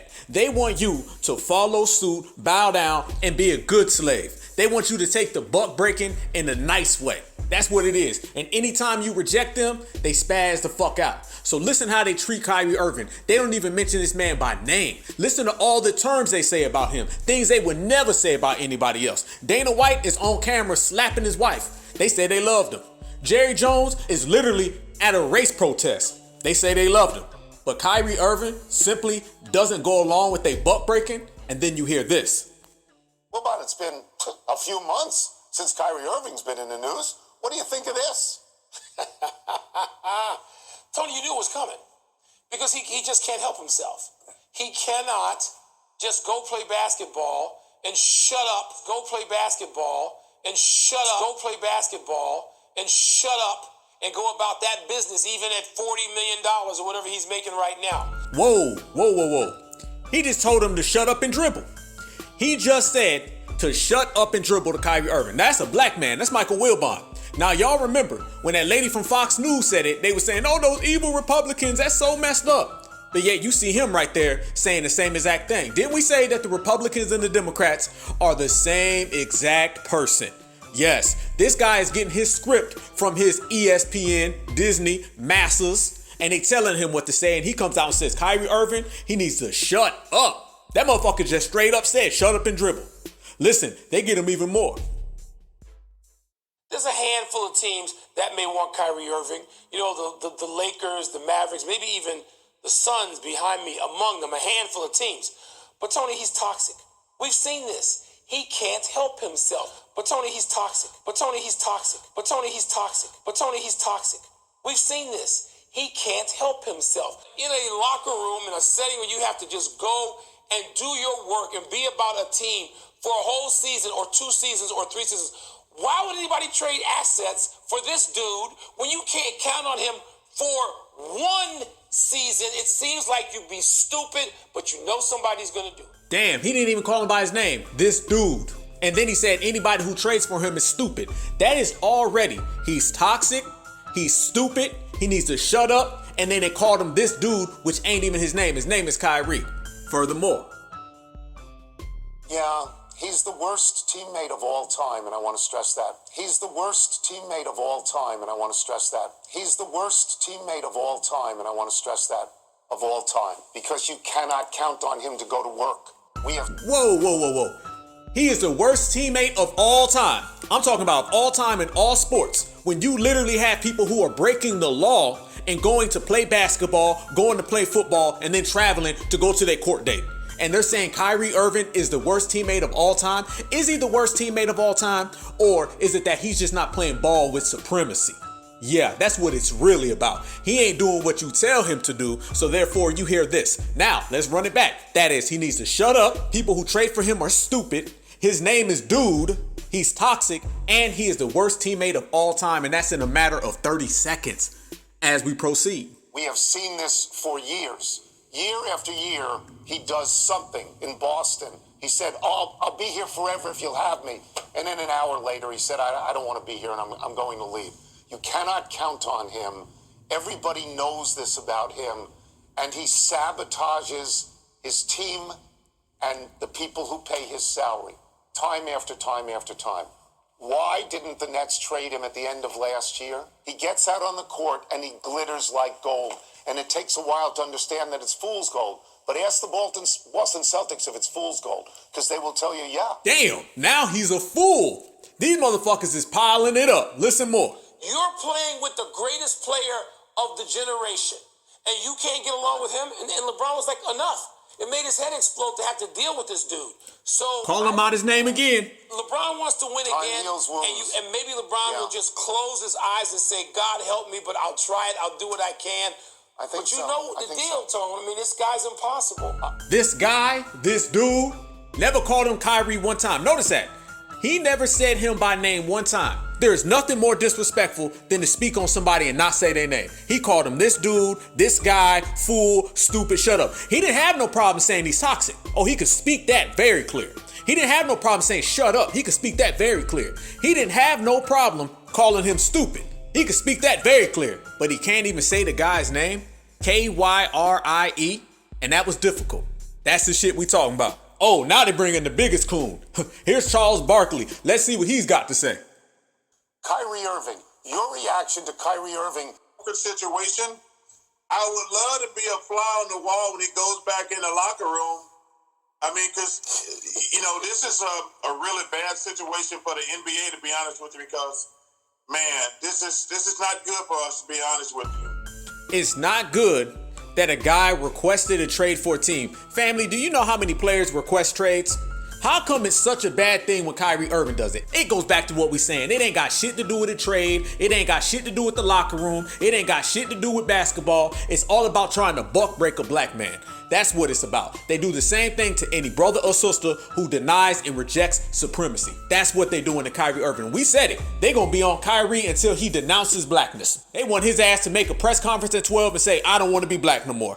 And then maybe they might let him in. But this is what it's all about, and you see this all across the board. This is the Dave Chappelle, this is the Bill Cosby, the same routine. Furthermore, how can a coach, a locker room, management, how can you, as great as he is there any way you can count on him for a whole season, one season? I would not count on him. You got to go by his track record. Going back to Cleveland, going to Boston, what he's done in the last couple of years, I would be very hesitant to give him a long-term contract. I don't trust this guy at all. He don't seem like he's a good teammate. And as an organization, I don't see why you would have faith in him. Look at them trying to stop his money. Look how they're trying to stop his money. What that was, family, that was a dog whistle saying, don't pay him. Don't give him no goddamn money. Now, mind you, this is the same Kyrie Irving that when they suspended him for making a tweet, and by the way, the video that everybody was mad at him about is still up on Amazon, by the way. But this is the same Kyrie Irving that they had all that smoke for, and his organization gave his ass a 6-point test that he had to do to get back on the basketball team. How much money he had to donate and where he needed to apologize just to play basketball again. Where was their loyalty to him? Where was their loyalty to him? They treated him like a little fucking kid and said, you're going to do this, you're going to apologize, or you can't play ball no more. Go stand in the corner. And that's the organization he's supposed to be loyal to? You see what it is. Nobody says that, but they only want to mention Kyrie wanting to be traded. Big difference. Oh, there's more. They brought on every motherfucking anchor analyst. They was calling people who ain't been on TV in 3 years. They said, come on here and throw dirt at Kyrie Irving. So that's why Dallas did it. But for me, when I look at what Kyrie Irving has done here now, what he has become, and look, I don't know anything about Kyrie Irving in his interpersonal relationships in his life, so let's separate the two between a basketball player and a human being, because I don't... Whoa. Watch, he says, we're going to separate the basketball player from the human being, trying to make it look like he's going to be honest, right? And then he immediately starts attacking him personally. Listen. I don't know, how he interacts with the people in his life, but as a basketball player, he's a narcissist. And the problem with that is when you're not accountable or have no obligation to anyone else other than yourself, it's very difficult to win in team sports. And that's how I view Kyrie Irving. And now it's just another stop along this journey. Is he going to be bought in and engaged? I'm sure he's going to look that way initially. How long does it last? Is he even happy watching Luka Doncic play the way he plays and dominate the basketball to the extent that he does? All that remains to be seen. But if I'm Dallas, I wouldn't have touched this. I would not have traded for Kyrie Irving. I would not have traded for Kyrie Irving. I think they gave up a lot to get him. I thought he said he was going to talk about basketball. And then he immediately calls the guy a narcissist and says, I don't know how you act with all your teammates. Well, there you go with the personal attacks. You see how they trying to camouflage it, fam? And then again, they trying to fuck with his money. Every single news anchor is talking about his pockets. Everybody's talking about Kyrie Irving's money. That's 3 motherfuckers right there in 30 seconds who said, I wouldn't have signed him. I wouldn't have did it. You know what they're really trying to say? And this has nothing to do with basketball. They're really saying, don't give him the money because he's not playing ball with supremacy. It ain't about playing ball with the NBA. It's about playing ball with supremacy. And speaking of all those folks that we just highlighted, you know they had to bring in a guy who cannot stand Kyrie, who goes to sleep every night thinking about Kyrie, and Kyrie's living in this man's brain all day. The guy who has personal vitriol for Kyrie Irving, and everybody knows it, Stephen A. Sambo. Oh yeah, he cannot stand Kyrie Irving because they're completely two different people. Kyrie Irving is his own man and he operates as such. Stephen A. Smith operates as Zaddy's little pet. And he does what he's told. And remember, somebody who's a pet to the dominant society cannot stand someone who's a free spirit, because they know everything they have to do, they got to kiss ass and bow down. So they can't stand the free black folks. They want everybody to be in shackles. And that's exactly what Stephen A. Smith did. And listen to how he goes in on Kyrie Irving for the millionth time. Because remember, fam, we could be sitting here talking about economics and he'd bring up Kyrie. You could be sitting here talking about the Super Bowl, which is football. He'd bring up Kyrie. You could be sitting here talking about the weather, and somehow he would always bring up Kyrie Irving. So it's easy to tell that Stephen A. Sambo cannot stand Kyrie Irving more than anybody, because Stephen A. does what he's told and Kyrie does what he chooses, and they hate that. Here's the problem with Kyrie Irving. He don't show up to work because there's always something that distracts him from showing up to work consistently. That is the issue. It's not about the headlines. It's about the fact that you never knew when those headlines would lead to him being off from work. Okay? That has been the issue with Kyrie Irving, who has missed about 40% of his games as a Brooklyn Net, who was never reliable when it came to being available for Kevin Durant and his teammates for one reason or another. We don't have to regurgitate those same things. I can if you want me to, but I'm not going to do that today. That is the reason why Kyrie Irving had to leave town. So when we ask the question about how does Kyrie Irving look, he doesn't look good. He can give out his tweets and he can talk about thank you to Brooklyn or whatever. You know what? A real thank you would have been showing up so they could see you at the Barclays Center most nights. Pause. Now you notice how he just said, yo, thank you ain't good enough? And just sat there and mocked it? A real thank you would have been you showing up to work every night. Isn't that funny? Because the same people said that Kyrie had to apologize to get back on the court. So if he apologizes, that ain't good enough. He says thank you, that ain't good enough. The brother can't do nothing. And what it really is Stephen A. Smith is saying get buck broken with pride. That's what they telling us. They telling everybody that, and they're only using Kyrie Irving as a proxy. Understand, family, Bill Cosby was a proxy. Dave Chappelle was a proxy. Kyrie Irving is a proxy. How do you know? Because every single one of them men that were accused, afterwards somebody wrote an article and said it reflects on our whole community. They don't never do this with anybody else. If someone from another community commits any type of crime or they're accused of anything, they make sure they're only talking about that person specifically. When it comes to us, Kyrie Irving represents every black man on the planet. Yes, he does. Bill Cosby represented every black man on the planet. Dave Chappelle represented every black man on the planet. Hell, they represented every black woman. They take one celebrity, try to buck break them, and apply that to the whole community. We know the con game, we watch it, and we codify it, so we call all that shit out. It does not matter what Kyrie Irving does. Stephen A. Smith, Charles Barkley, Shaquille O'Neal, and all these anchors have it in their head that is a free black man, and that free black man has to be buck broken on national TV. And he keeps crossing them up, so they keep getting more angry. The more Kyrie Irving gets away with this shit, the more they get desperate. It's the same thing that goes on with us, family. The more the certified 100 pushes these motherfuckers to the side, the more angry, the more jealous, the more envy, the more vitriol they get. And you see it all the time. Listen how they talk to this man.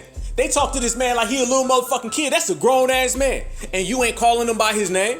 That's a grown-ass man. You sitting there talking all about his pockets. Didn't we say they be FBA pocket watchers? Didn't we say that shit?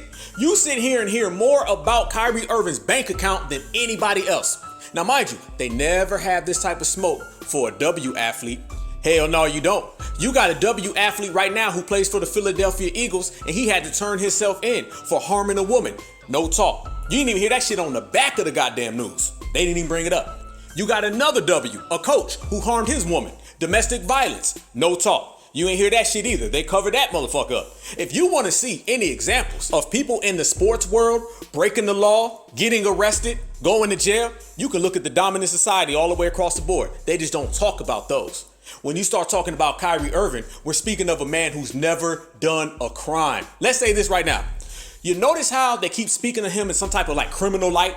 See, the average person who does not even watch this or doesn't follow it, you're going to keep seeing Kyrie Irving in the news, and then you're going to find out that Kyrie Irving ain't never did nothing. Kyrie Irving is actually an activist, a philanthropist who actually done things for people in the real world, not on the goddamn basketball court. These folks are sitting there on a chair talking sports all day, but they're not talking about a man who's really doing things. You feel me? Kyrie Irving has never broke the law. He's never been charged. He's never been accused. Listen to all these nevers, family, okay? Never broke the law, never accused, never went to jail, never arrested. Those are the nevers. Let's talk about what he has done. He's donated his salary. He's donated water. He's fed people. He's put money on people's books. He's put money on people's cash apps for their relatives that have been harmed. Sounds like a model citizen to me. As a matter of fact, sounds like Kyrie Irving is doing all the things people complain that athletes never do.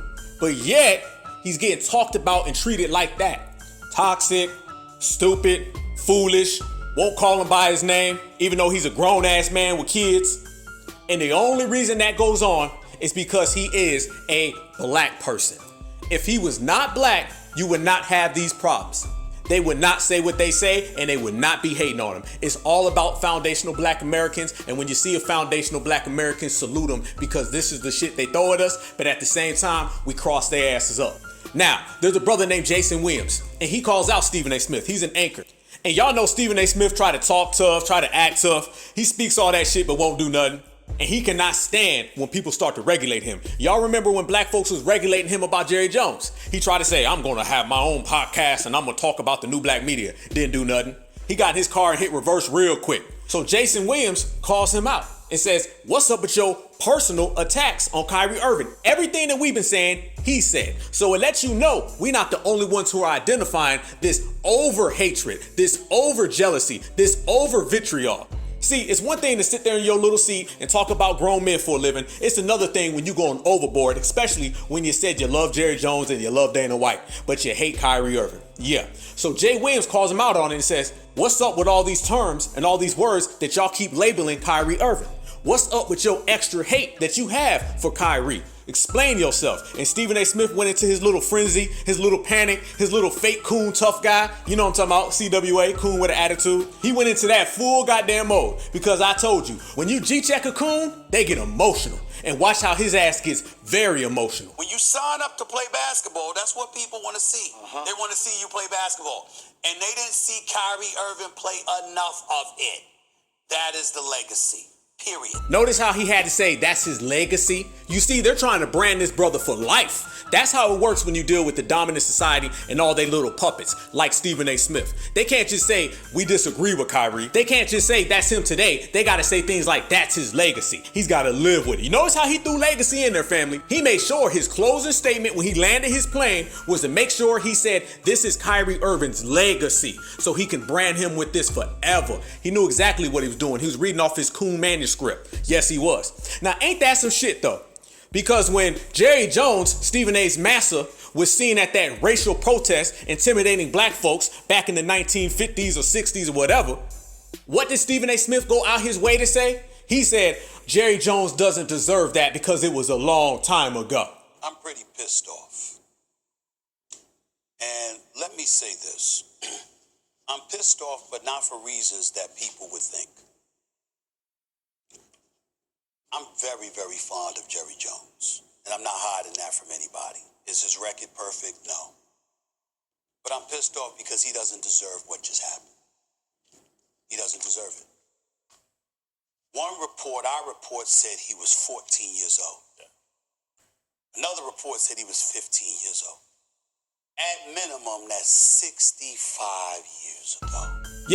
Yeah, when it come to Jerry Jones, it was a long time ago. He made sure he put in the notion that he grew out of it. Even if he was doing something wrong, he didn't really means it. That's not who he is today. We all love him. That's what Stephen A. Smith said about Jerry Jones. He provided him all type of protection. And he made it clear that what happened a long time ago, people change and they retire from racism. Remember that? They were trying to run with the, you retire from being a supremacist? Yeah. So when you deal with Jerry Jones, massa, that was a long time ago when people changed. When you deal with Kyrie Irving today, this is his legacy forever. Notice that bullshit. Mic drop. That is the legacy. Period. Don't you think there's and I hear you on, if you're a billionaire, if you're a team owner, like you want your product on the floor instead of going into the luxury tax every single year. You want to see that win a championship. I understand that aspect of it. Okay. But don't you feel like the way Kyrie Irving has been labeled is a little bit misjudged? Don't you think it's almost like, I've heard things like he is a headache. The decision was an idiotic decision. I thought initially his trade demand was idiotic. Okay. And then we heard that you got 4 teams ready to pay the brother money. Go get the money. You see what I'm saying? I thought it was idiotic because I thought it brought attention to all the question marks about Look at him trying to explain his way out of that shit. Look at that. Soon as Jay Williams said, what's up with the idiotic statement, that was a little overboard. Now, all of a sudden, Stephen A. Smith is, I'm just saying, I didn't think it was idiotic. Just, people's gonna pay him, go get the money. Nah, you knew exactly what the fuck it was when he said it. You just think that he's wrong for being a strong black person. And a strong black person is what you hate because you are a weak, wannabe black person. So well. But then you hear about both LA teams, Dallas and Phoenix, ready to pay him, ready to take him on. He's coon-splaining, y'all. Coon-splaining. is actually smart on his part. Look at him trying to tap dance. That's what we call the coon walk. Y'all be hearing me say the coon walk, front, back, side to side. That motherfucker was going front, back, side to side. He might even did a spin, all right? And the motherfucking coon splits. That was the coon walk. But you notice how he was trying to talk his way out of it, because that's what Stephen A. Smith does. He flip-flops whenever somebody's on to him. Now, when Jay Wynn started to press him, all of a sudden, he kicked into the coon with an attitude because he knew he couldn't lie no more. He knew he couldn't front no more. He knew he couldn't put on that cloak anymore. He's been exposed. And what's the first thing somebody does when they get exposed? They gets to running. And by the way, Stephen A. Smith is non-FBA, so running and fleeing is in his nature anyway. Listen to it when Jay Wynn presses him. What I find interesting... The New York Daily News? No, but... That's not going to happen. We put a different kind of onus on our athletes than we do, and you made mention of that on your podcast. I don't deny that. Wait, so first off, I'm not the one... I don't deny that. He's getting upset, y'all. I don't deny that. But you're the one that seemed very emotional. Oh, my God. And Go ahead. Stephen A. Go ahead, Jay. Come on, man. Go ahead, Jay. Come on, man. Go ahead, Jay. I'm not sitting up here on national TV absolving Kyrie Irving of every decision.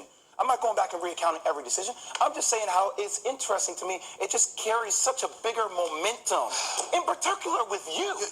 Damn. Anybody else? Jay, you know what? What I would ask you is do me a favor. Stop telling us what you find interesting and just tell us what you feel. No, you get mad. You say, I find it interesting. You always say that. Say what you're saying. What are you saying? What did I just say? What are you saying? What am I saying? I just said what I'm saying, Stephen A. Which is? And I'm not allowed to say what I find interesting. Of course you are. But once again, I invite you on the show to say what's interesting. He thinks you're too preoccupied with Kyrie, too hard on Kyrie. Did I mention Kyrie Irving last week before he demanded a trade? We were talking football. How many times have I mentioned Kyrie Irving over the last few weeks? I don't seem to be the one being triggered right now. I'm always triggered. No, you're not. Oh, yes, I am. No, you're not. Yes, I am. No, you are not. Okay. Hey, look at him trying to explain why he's not mad right now. Now all of a sudden he don't want to be screaming A. Smith. Now I'm always triggered now. I'm always triggered. No, the fuck you ain't. You wasn't triggered with Dana White. You wasn't triggered with Jerry Jones. You didn't speak with that type of tone when you was talking about how much you loves them. And they all just happen to be W's who are your master. But when you start talking about an independent black man, all of a sudden it's, I'm always triggered. Bullshit. Yes, I am. No, you are not. Okay. I've seen you. I watch your show every day. So what are we talking about Kyrie or is this personal? It seems personal. I don't want it to be personal. What seems personal? It seems personal for you. For me with Kyrie? Yes. You Damn. are 1,000,000%. You of all people with all the interest you have got. His coon feelings is hurt. His coon feelings is hurt. I don't lose no sleep. I didn't say you lose sleep. I don't lose any sleep over Kyrie. I didn't say you lose sleep. I'm passionate about the subjects I'm passionate about. I don't accuse you of getting personal when you take the. You have accused me of getting personal. Oh my God. You have, Stephen A. Can I go on the court? I'm gonna leave it. Can I go on the court real quick? Because when we started off, we both got a lot to say. All right. You do? Yeah. You do? Okay, Just say guys. it, Jay. Can I? I'm not in here for that. I'm not in here for Just say it, Jay. I'm on your show. Okay. All right. Okay. All right. We're all colleagues. We're all teammates. When we. Damn, that's what happens when you press a coon. They get upset, they get emotional, they get all in their feelings. And Stephen A. Smith was all in his feelings because what he wants to do is coon and not get called on it. One more time. He want to coon and not get called on it. And Jay Williams, salute to that man. He called him out on national television and said, it seems like it is personal. You seem very emotional. You seem very triggered right now. And it only happens with Kyrie Irving. That is what we've been saying at the Black Grassroots for years now about him and Kyrie Irving. And it goes back to the point that I'm always making. A shackled black person cannot stand a free black person because we ain't got to kiss ass like they do. That's the root of it. Anytime you see these coons getting mad, Roland Martin, beeping all over the fucking place, getting mad at FBAs and B1s, the reason why he's doing that, because he knows we're free. We walk around here all day long doing what the fuck we want, doing what the fuck we please, controlling our own destiny. They can't control their own destiny and they grown ass men. They still got to get permission slips from Zaddy. They got to get the supremacist permission slip before they even take a step. That's some low budget shit. And no matter how much they try to cloak that shit in cake soap, no matter how much they try to cloak that shit with tap dancing and butter biscuit sauce, they still have to face the reality is that they grown ass kids and we grown men and women doing what we want, how we want, when we want. That's the difference between us, Kyrie Irving, and the Black Grassroots, opposed to Stephen A. Smith, Charles Barkley, Shaquille O'Neal, and all the Coon Brigade. Mic drop. And we've been pulling paperwork. Oh yeah, we've been pulling paperwork on everybody and everything that goes on. The black grassroots is truly the driving force in everything that is good in this country. Yes, we are the epicenter. We are the core. We make sure that justice gets served and we hold it down the proper way because we understand we are all we got. And this lineage, heritage, and culture is thorough as it gets. And when you're thorough as it gets, motherfuckers know what time it is and they ain't even got to look at their watch to see it. True indeed. And this is a new era. And we are the vanguards. Front line, front row, putting it down, pushing everything. Things they try to hide, we expose it. Things they try to cover up, we expose it. Anytime they do some off-coded shit and they know we about to get them, y'all see that shit? They'll do something funny as fuck and they'll be like, God damn, I hope the black grassroots don't see it. And by the time they even say that dumb shit, we done already saw it. We done already exposed it. How many motherfuckers we done made backtrack? How many motherfuckers we done made walk back them comments or walk back that statement or withdraw that offer? Matter of fact, did y'all see that W quarterback? I want to say it was in Arkansas. He was a high school player and he got caught saying the N-word. He was rapping and shit and he said the N-word or whatever the fuck. And black brothers and sisters called him out on it. And he got his scholarship revoked. And then guess what? Oh, and I gotta say this. What another L for HBCUs. HBCUs got to hold this motherfucking L. And we've been calling out HBC coons for a long time because HBC coons, they was kind of like the black church. They were the folks that everybody knew was off code as hell. The folks that everybody knew was tap dancing, but then nobody want to speak it. Yeah, we all knew that shit. But y'all know, right here at the Black Alpha Network and us in the Black Grassroots shit, we don't give a fuck. We say what motherfuckers don't want to say. We say the shit that don't nobody want to hear, but we say what's true and what needs to be said. See, in life, it ain't about saying what's convenient. It ain't about saying things that everybody's going to applaud. If too many people applaud what you're saying, then you probably said some shit that ain't true. Now, if you get some naysayers and some haters, that means you done touched the motherfucking nerve. And that's what it's all about. It's about challenging things and pushing that line and speaking reality. What they say, truth to power? Well, we got a whole lot of truth and a whole lot of power. So with that said, the HBC coons gonna have to hold this motherfucking L. It's the same L that we've been speaking on for years. So you got this W who goes around and he raps a song that says the N-word. And I'm tired of black folks saying, well, man, we rap that word too now. You can't expect them to skip over it. Skip over it.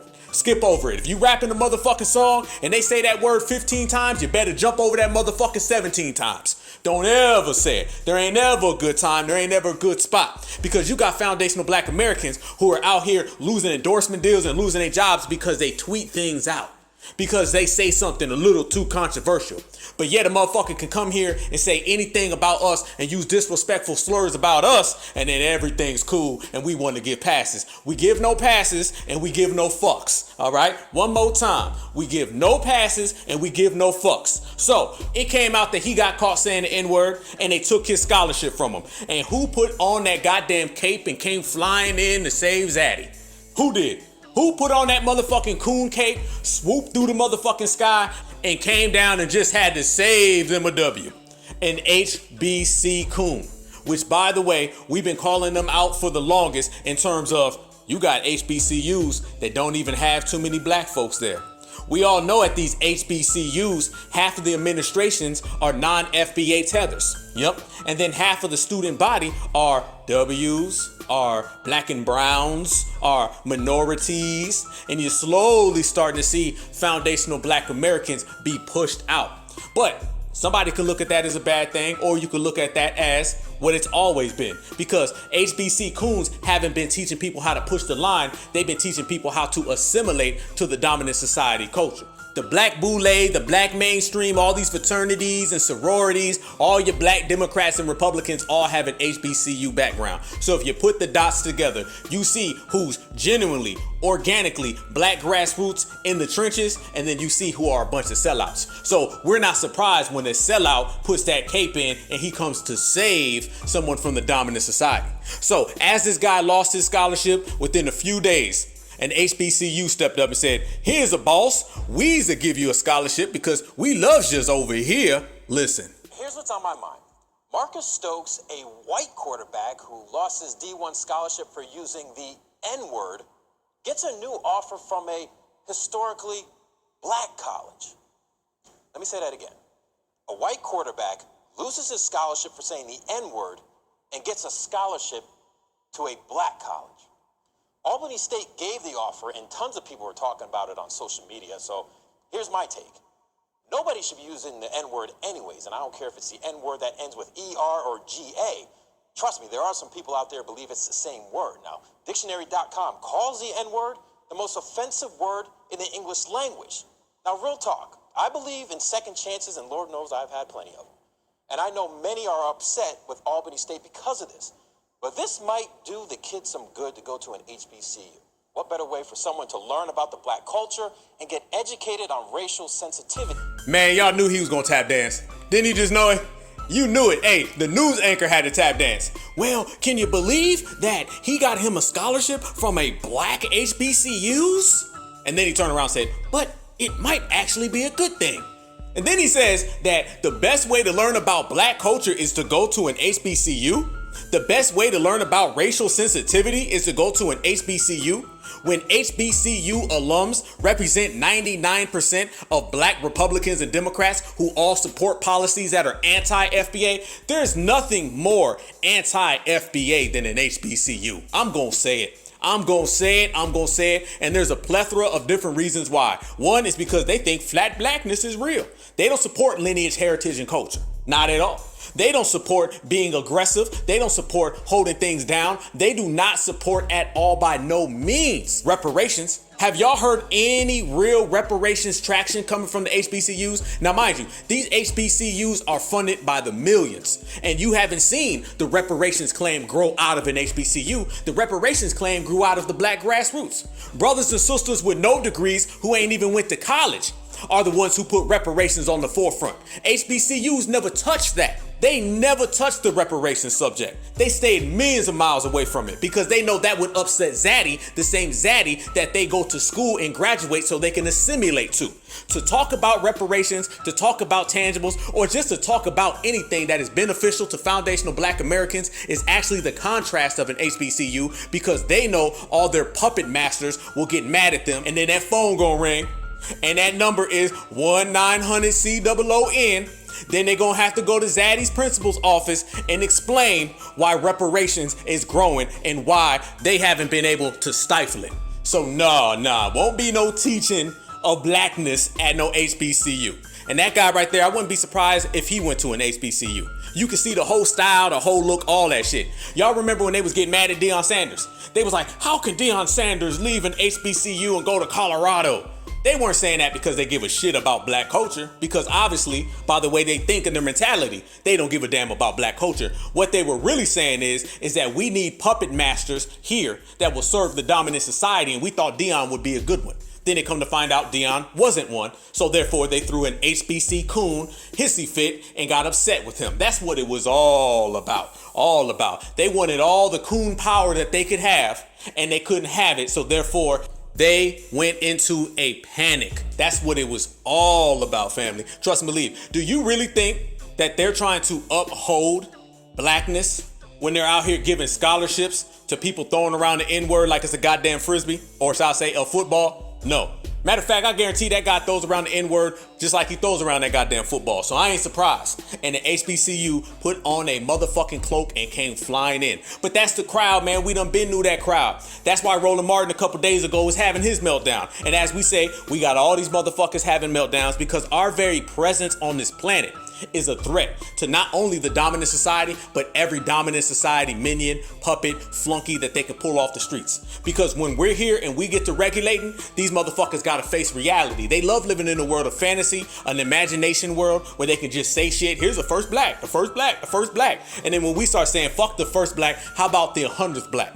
How about the 200th black? How about black people built this country? Now everybody's saying black folks built this country. Nobody said that shit before we did. Now everybody's saying reparations. Nobody said that shit before we did. Now everybody's saying tangibles. Nobody said that shit before we did.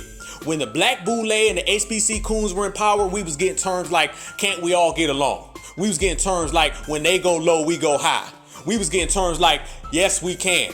Nothing that was empowering, just a whole bunch of symbology. They were the masters of symbology. As a matter of fact, every time we have an issue with symbology, you can point to people like Al Sharpton, Jesse Jackson, Barack Obama, Kamala Harris, Ketanji Brown. All of them motherfuckers were the symbolic gatekeepers.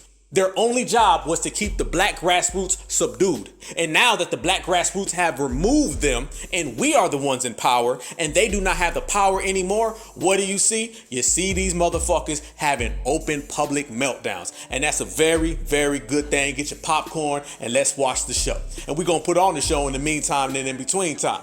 As a matter of fact, speaking of putting on the show, family, did y'all see Kamala Harris and Al Sharpton completely hijacked the funeral of Tyre Nichols?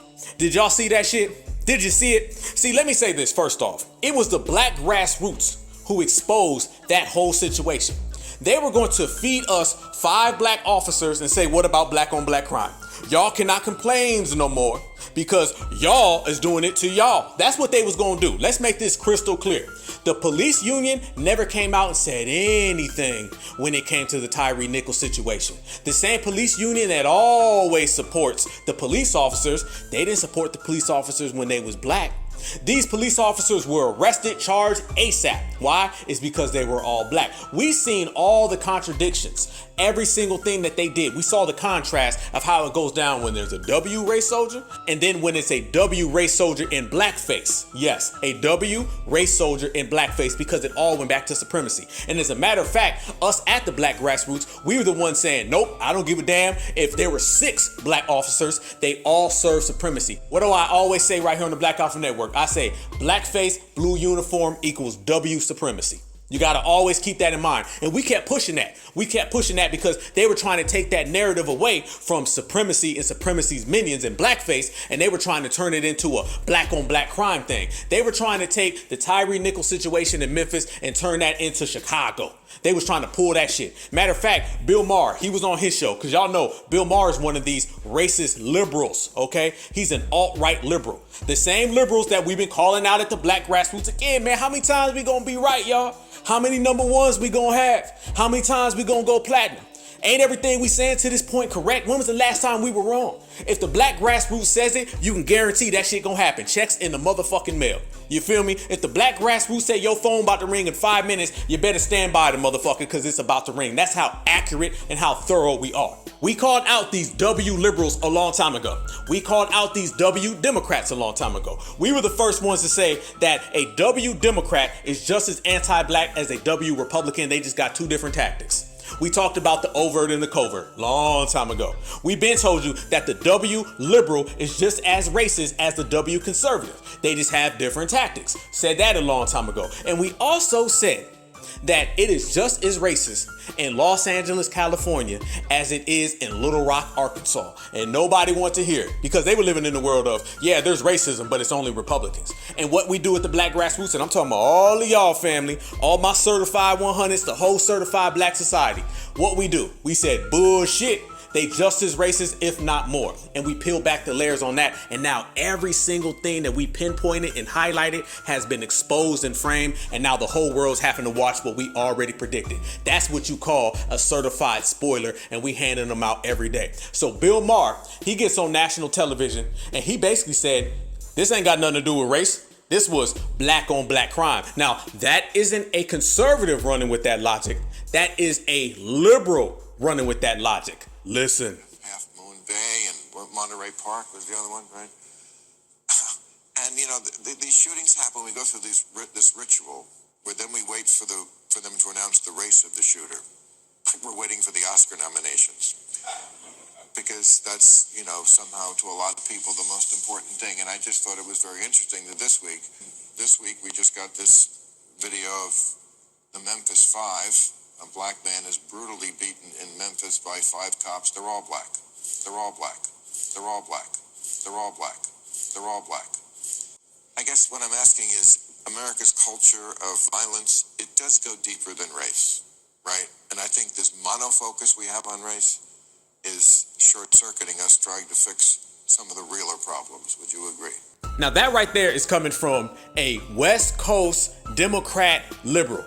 And it sounds exactly what comes from a down south Republican conservative. Listen to Fox News and don't tell me that liberal don't sound just like the Republicans on Fox News, showing what we've always known is that they both anti-black. But these 5 officers aren't. Can they still be racist? It's hard to say because they and the victims are black. So it presents a quandary to the left who hates cops but doesn't want to put black criminals in jail. So what do you do next? Well, you erase race, but just this once. When will the brutality finally lead to some police reform from the ground up? Because clearly, it doesn't matter if it's a white policeman or a black policeman, it is a problem in the police and the policing itself. So now, race doesn't matter. Well, what if it didn't matter before? And you just thought it did because that's all the damn media focused on. And now perhaps all this incident did was show you that by eliminating race as a variable, and you see the real causes.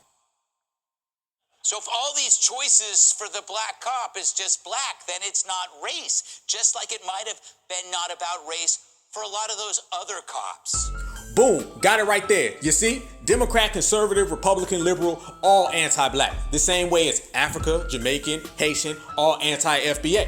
We get it all from every side, family. That's why this is the season to be codified. This is the season to be connected. This is the season for us to stand together because we getting it from every fucking angle. It don't even matter. These motherfuckers may not get along on anything. Y'all know I'm always saying that right here at the Black Alpha Network. People who do not even get along all share the denominator of being anti-FBA. And it does not matter their location. It does not matter their background. It does not matter their upbringing. They all have their country, their party, their organization, their town, their state, their religion's version of anti-FBA. Yes, they all have their own version of anti-FBA no matter where they're from. See, black folks used to always make this mistake and see two people fighting and want to get in the middle and say, I'm on this side. No, I'm on this side. Let me say about certified black society. We say we ain't on either motherfucking side. You want to see what side I'm on? I'm on my own side. Right here where the foundational black Americans are. Anybody got a problem, they can fight each other out all fucking day long. Because I understand that when it comes to anti-FBA, all of a sudden, the two groups that can't get along. The two groups that always argue, quit arguing. The two groups that got a conflict with each other will put all that shit to the side to team up on FBA. Do you really think that the United States and Russia wouldn't put their differences to the side so they can practice anti-black racism?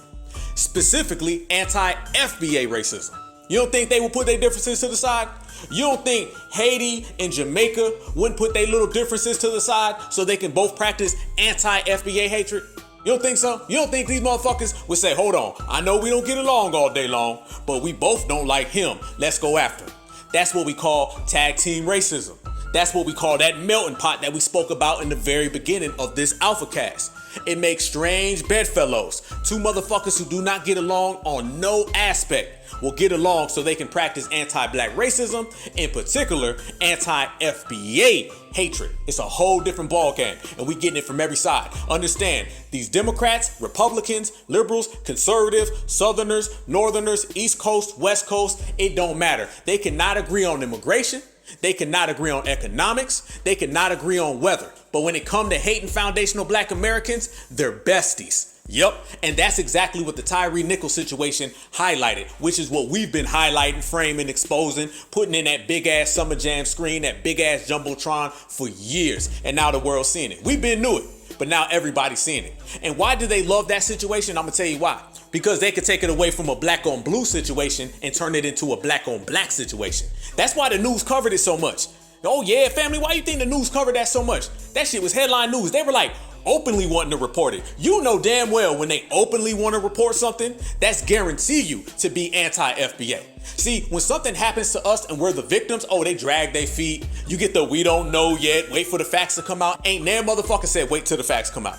Ain't never motherfucker said we don't know yet. They said, matter of fact, we do know. It was black on black crime, and it was these 5 black folks who harmed this black man. I'm telling y'all, it was just the police version of Chicago. That's all it was. And they loved it. They had a black victim, which they love, and then they had black police officers, which they love because that could take the highlight off of the W race soldiers. You see, that's exactly what they've been doing. That's exactly what they wanted, and they were eating that shit up. It was headline news. They was like, you want to talk about Ukraine? Nah, man, fuck that. We're going to talk about Memphis. Y'all want to talk about economics? Man, fuck that. We're going to talk about Memphis. They was like, y'all going to talk about the stock market and this big news story that just broke? Man, nope, we're going to talk about Memphis wall to wall.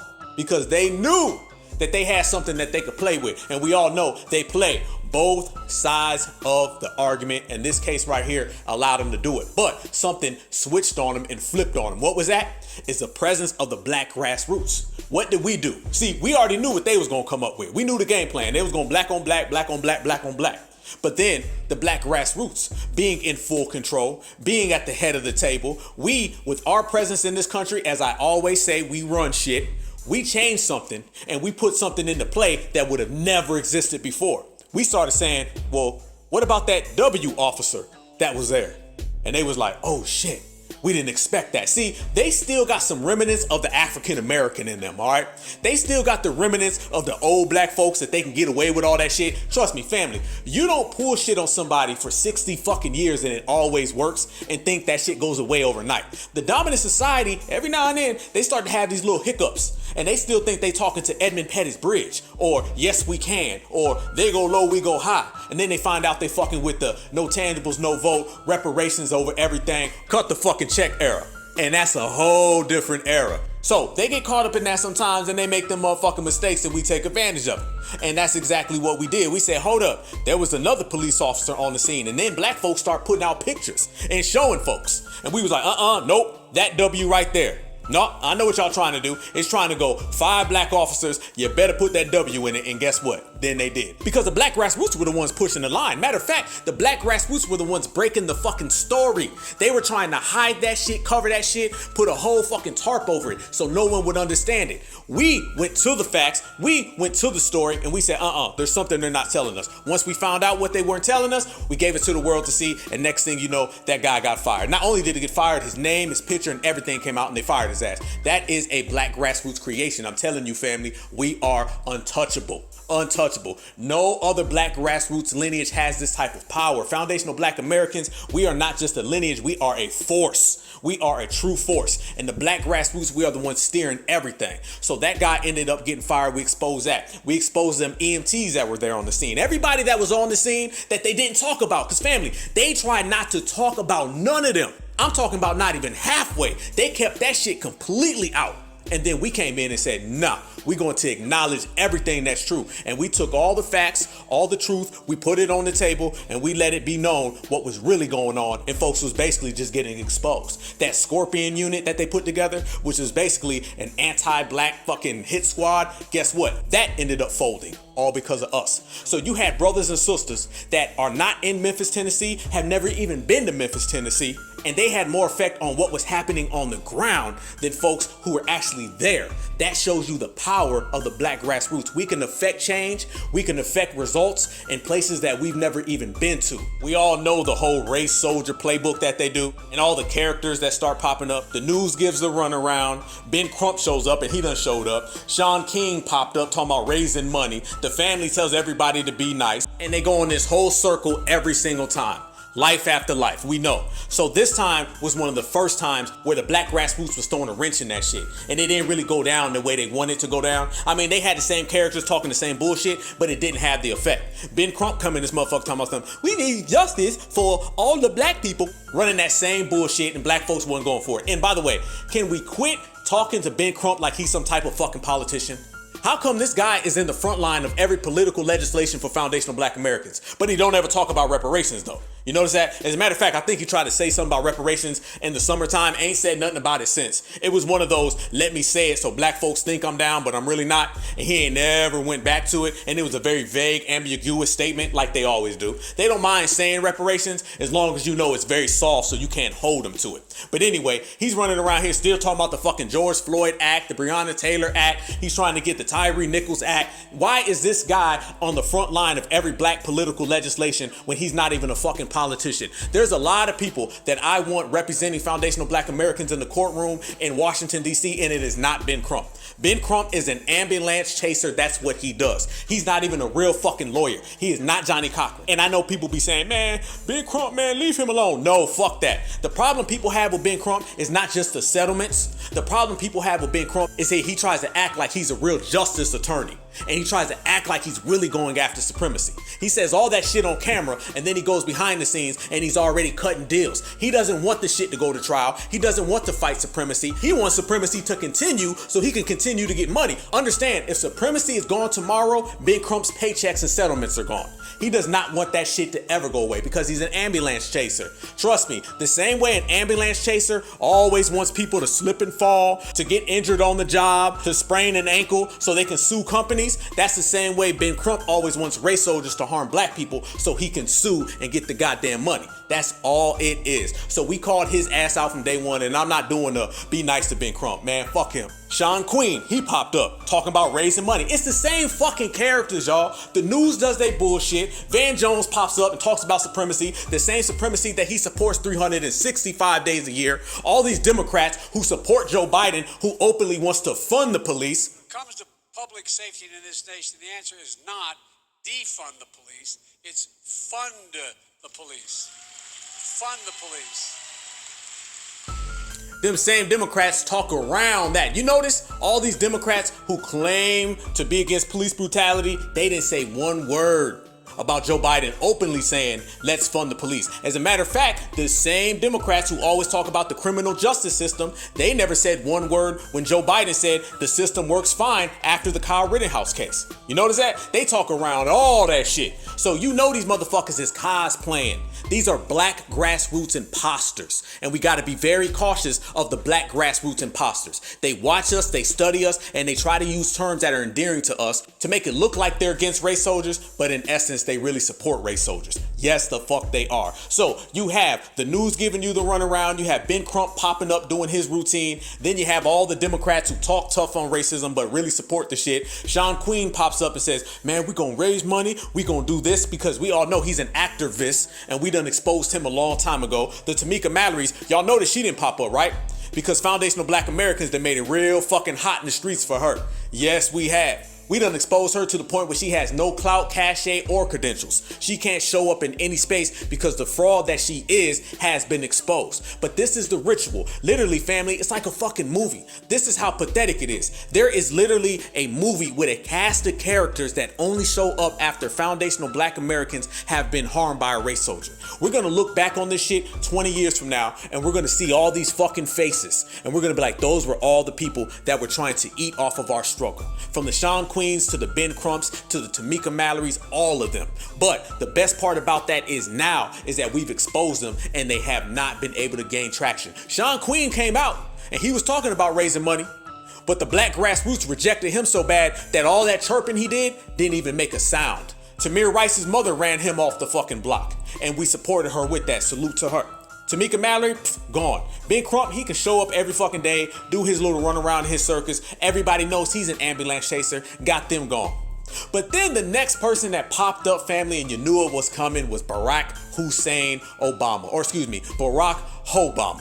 Yes, Barack Obama just tweeted out some shit. Now, if it's anybody else, this motherfucker get on TV, have a whole fucking parade, right? But when it come to us, he gave that same speech that he's been giving for years. Well, you know, we have to focus on some of the disparities. They love disparities, all right? Disparities means anti-black racism. Remember that. Anytime someone uses the term disparities in reference to us, they're basically saying anti-black racism because anti-black racism created the disparity. So quit talking about all the fucking sidebar issues and focus on the core. We know what you're doing. This is what they do, family. They are masters at tap dancing around the shit and saying a bunch of words but not saying nothing. That's exactly what they do. They'll say a whole motherfucking paragraph, won't one thing be said. You heard a lot, but you didn't hear nothing. That's how it is when you deal with all of these frauds. Barack Obama is at the top of that chain. As a matter of fact, I gotta put Barack Obama right next to Al Sharpton. Al Sharpton showed up at the funeral and he promoted his fucking book and his TV show. Yes, so when we say they eat off of the backs of these foundational black Americans who've been harmed, listen to this. That's why I'm still marching. Yes, I got books out. Yes, I got a TV show, but I'm a mountain climber. I'm not gonna stop till I get to the top of the mountain. You can call me names on right-wing television. I'm a mountain climber. I expect stuff. What the fuck is this? I'm a mountain climber. You can disgrace me, you can discredit me, but I'm gonna keep on climbing. Hell no. Climb until Tyrese Nichols get justice. I'm gonna climb. Whoa. He called him Tyrese Nichols. He said Tyrese. He didn't say Tyree Nichols. He said Tyrese Nichols. This ain't Baby Boy, motherfucker.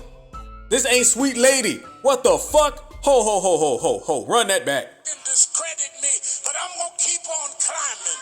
I'm gonna climb until Tyrese Nichols get justice. I'm gonna climb until Eric Garner gets justice. He didn't even get the man's fucking name right. He's going into a full Sambo sermon. A Sambo sermon with the fucking choir playing in the background. And then you got the audacity to talk about your book and you didn't even get that man's name right. You came to this man's funeral, went into a Sambo sermon, promoted your own endeavors, and then fucked the man's name up and called him Tyrese. Like you at a goddamn concert.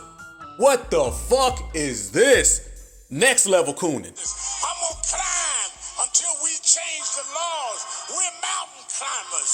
We're not day traders. We're mountain climbers. And if God be for us, it's more than the whole world against us. He walks with me. What the fuck? He talks with me. He tells me that I'm his own. He's been food when I was hungry, water when I was thirsty. He's my rock. He's my rock. He's my rock. My sword and shield. Goddamn. Family, that actually happened. We didn't make that up. We didn't fuck with the audio. We didn't add no extra cooning effects to it. I didn't put the coon emoji on it. No. That motherfucker actually did it. His fucking perm juice was flying all over the fucking place. They was back there coon walking. They had the whole goddamn coon choir singing. I'm a mountain climber. That's my rock. I'm the rock. No, you's a motherfucking coon.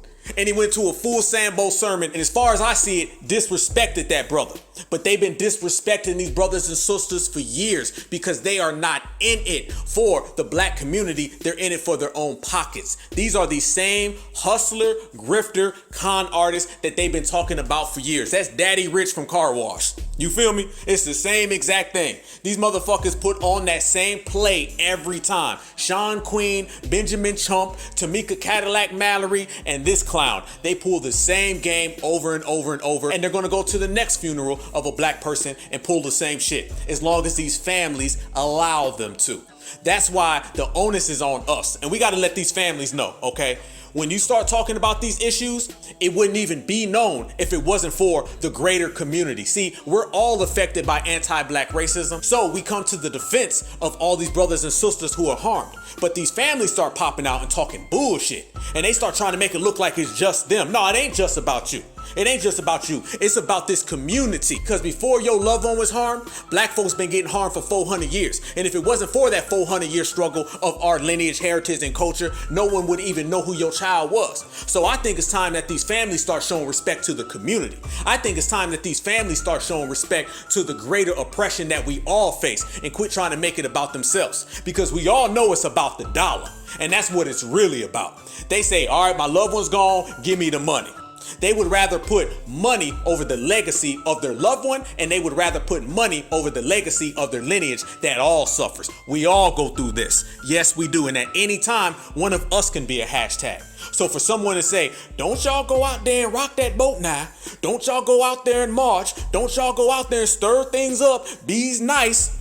We think they're saying that because they're coming from a genuine place. What they really saying is, don't y'all go out there and march because you're going to fuck up my settlement check. And that's a part of the deal that Ben Crump facilitates behind the scenes, that black folks don't do nothing. The family goes out there and calms them down, and then you can get the check. Because if black folks go out there and get wild, that money ain't coming to them.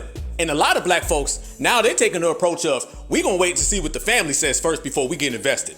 Because we're tired of getting invested and then the family throws us under the bus. So we're saying, is this family gonna be talking that real talk? Or is this family gonna be chasing that money?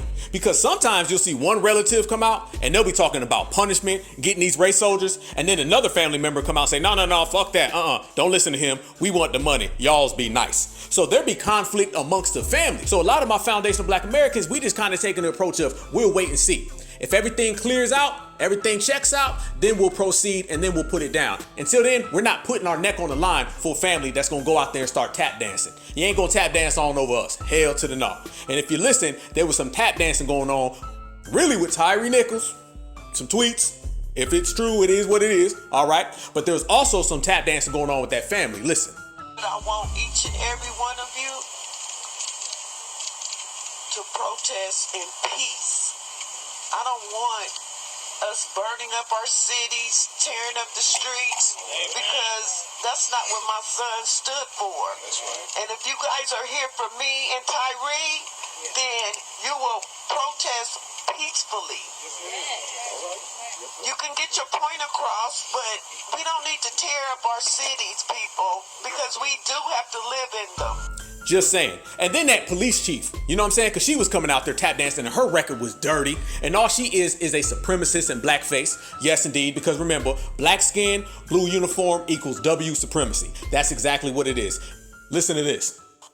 And the Memphis police chief is emphasizing that this is not about race. It takes off the table that issues and problems in law enforcement is about race. And it is not. It's about human dignity, integrity, accountability, and the duty to protect our community. Yeah, so you heard her bullshit. We already knew what type of time she was on from the giddy up, and we've been exposed that, and that's why she cannot show her supremacist and blackface no more, because that has been officially G-checked. So therefore, you get the same fucking speech, the same cast of characters, the same faces, the same Sambo sermons with the coon choirs. That part every damn day. And we at the Black Grassroots have put an end to a lot of that shit. That right there, that would have been front headline news a couple years ago. Oh yeah, they would have used that shit to calm us down. Woo, did you see Al Sharpton go out there with his perm dripping all over the place? And he gave this great speech that calmed everybody down and supremacy went away. Man, it's a better day now. He had a dream. That's what they would have said a couple years ago. But they can't say that now because they understand that man is irrelevant. Just like all of these people are irrelevant. Family, these are the same people that were on the front page years ago, and we've pushed them all the way out of the news cycle very fast. Black Lives Matter. You know they was trying to get in on this. They didn't. Black Lives Matter been real hush-hush because they know that we know about that $90 million that they pocketed on the books and probably another 90 to 100 off the books. So Black Lives Matter is laying real low because they're afraid. They're all afraid of the Black Grassroots. Half these people that you see that don't show their face, that are in hiding, is because they know the Black Grassroots is gonna see them soon as they pop the fuck up.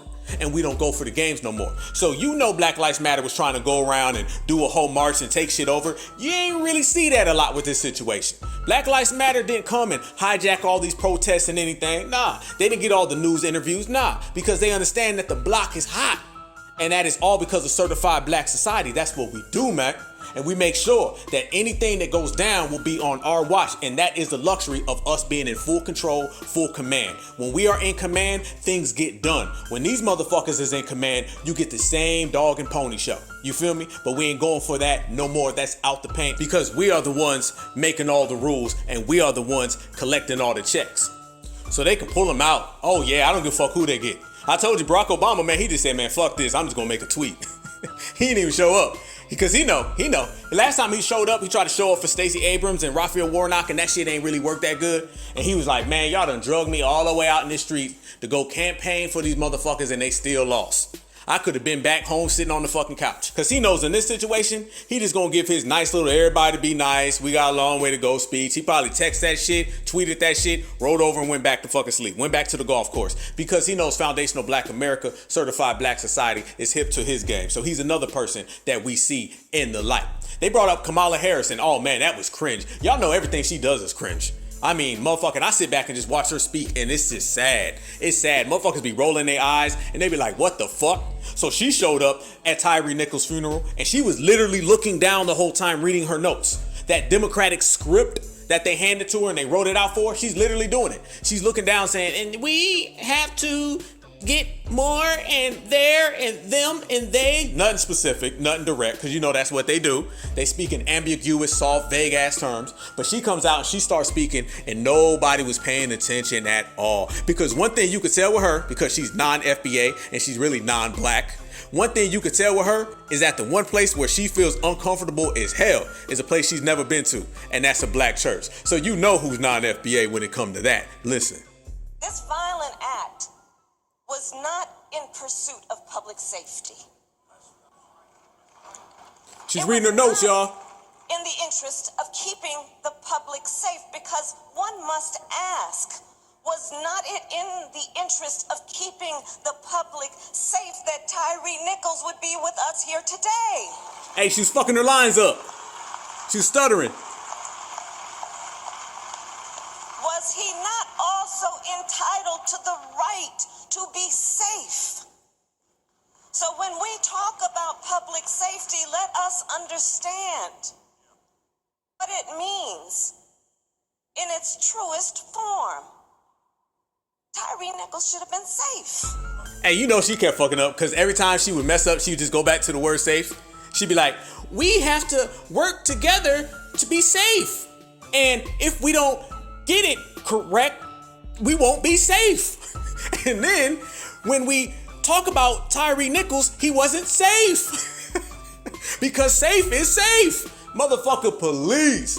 You know what time it is. She was reading that fucking script and it's like she was reading her script in her little teleprompter and she kept missing what line she was on. You can tell, I'm not lying. Like, you can look at the goddamn video. I posted it on my Twitter. Go to my Twitter, BlackAlphaNetW1. Go check it out. And you will see she's literally reading it and she's losing her lines because she'll look up and then she'll look back down. And every time she look back down, you see her eyes gazing like, damn, where was I? And then she says, safe. Because, fuck, safe. And that's what she kept going back to because that was her starting point. That's the main thing that she had to get out there anytime she was confused. Because you're dealing with somebody, again, who's cosplaying. You're dealing with somebody, again, who's faking. You're dealing with someone who's fronting. And you're dealing with an imposter. And that's the one thing that all of them have in common. But their worst fucking nightmare is that we don't go for imposters. No. Because when your regulators mount up, when you're gatekeepers, and when you thorough as fuck, those type of people are the first ones that catch the G-check, and they've all been catching that G-check big time. And when you start talking about that, we got to add one more name to it, family. We got to add one more name, and y'all know exactly who this person is because this individual who's non-FBA be on TV tap dancing all the time, spit every single Democratic line they could talk about, got about 4 necks on their neck. I don't know how the hell you fit 4 necks on one, but she done did it. We're going to talk about Joyless Reed, okay? Because we all know Joyless Reed, she's one of them, I only wag my finger at black folks. She's one of them, if you don't understand what the Democrats are saying and you don't want to vote for the Democrats, there's something wrong with you. There's a situation going on right now down in Florida where the governor, DeSantis or whatever the fuck his name is, he done got rid of what they say is African American studies. And there was a big outcry about that. And on the surface, family, I understand what people are saying. They're like, okay, here come the erasure, right? But let me say this. First off, we foundational black Americans. And also, people are saying they get rid of African American studies. Anybody who's went to public schools in America, which I have, they don't really teach the best African American studies. They basically teach you is that the Red Indian was the original person. The Black Panther Party were violent. Martin Luther King Jr. had a dream and it all went away. Oh, and by the way, a couple W's saved us from everything. See, when they start talking about critical race theory and everybody's saying, oh, we got to stop this. How can they take this out of schools? I'm sitting there thinking, when the fuck has the school system ever been something that liberates black folks? We talk about the preschool to prison pipeline. That's the same people who promote to you critical race theory and the same people who have African American studies. It ain't the preschool to prison pipeline on Monday and then it's this great curriculum of African American studies on Tuesday. No, the same motherfucker who gives you the pipeline is the same motherfucker teaching your kids about African American studies, and they're always going to teach it to you in the dominant society's view, which is basically we're the bad guys, they're the good guys, and they saved us. So anytime we hear about them taking something out of schools for us, I basically say, who gives a fuck? Yep, I said it. You know why I say it? Because in school, they do not teach you to be liberated from anti-blackness. They teach you how to be indoctrinated with anti-blackness. So down in Florida, they done took out African American studies, and the Democrats are running wild about that. Oh, the Democrats is tripping. Now, this is the same Democratic Party that never writes any policy for foundational black Americans, even though we vote for them at 90% plus for 60 years. So when you sit back and you got to use your comprehension skills and your critical thinking, and you wonder, why are the Democrats so up in arms about them taking African American studies out of schools in Florida, when the Democrats could do something way more important, like pass laws for us? I would much rather have an anti-FBA hate crime law passed than talk about African American studies for 5th graders in Florida. I would much rather have reparations passed than talk about African American studies for 5th graders in Florida. So I wonder why the Democrats would be so angry and so up in arms and that, and you always know you gotta look a little deeper. And when you look deeper, you see that the African American studies in Florida, there's a huge con game right in the motherfucking center of it. And what is that? That's tethering. They've tethered in all of these other groups to African American studies. Family, look at it this way. The same exact way how they tether other groups into our actual political policies as adults, they tether in all these other policies to our curriculum for kids in school. They know what the fuck they doing, and they're masters at tethering everybody to us. And they do that shit from Washington, D.C. to Washington Middle School. Yes, the fuck they do. It'll start off as affirmative action for FBA, then turn into affirmative action for everybody else. It'll start off as a hate crime law for FBA, then it'll turn into a hate crime law for everybody else. This whole country is littered with laws that belong to us and end up benefiting everybody else. Family, they got tethers in the public school system. They got tethers in elementary, they got tethers in middle school, they got tethers in high school, they got tethers in college. Everywhere where you find a foundational black American, I don't care if it's a man, woman, or child, you're gonna see somebody tethering onto what belongs to us, and that's exactly what happens with this African American studies. So when you look at it, you find out that Black Lives Matter and studying them and their curriculum, and y'all know exactly what their curriculum is, go get on their website. And trust me, it is not pro-FBA, and it damn sure ain't pro-foundational black American family, all right? Black Lives Matter, a fucking political, fake social organization that popped up a few years ago, somehow is inserted in African American studies. Now, black Americans have been around for centuries. Black Lives Matter has been around for a few years. How can something that has just popped up on the scene be inserted into our history? Our history? We talking about FBA history, and Black Lives Matter has their own class in it. Not the Black Panther Party, not the NOI, not them. No. Malcolm X ain't got one, but BLM has one.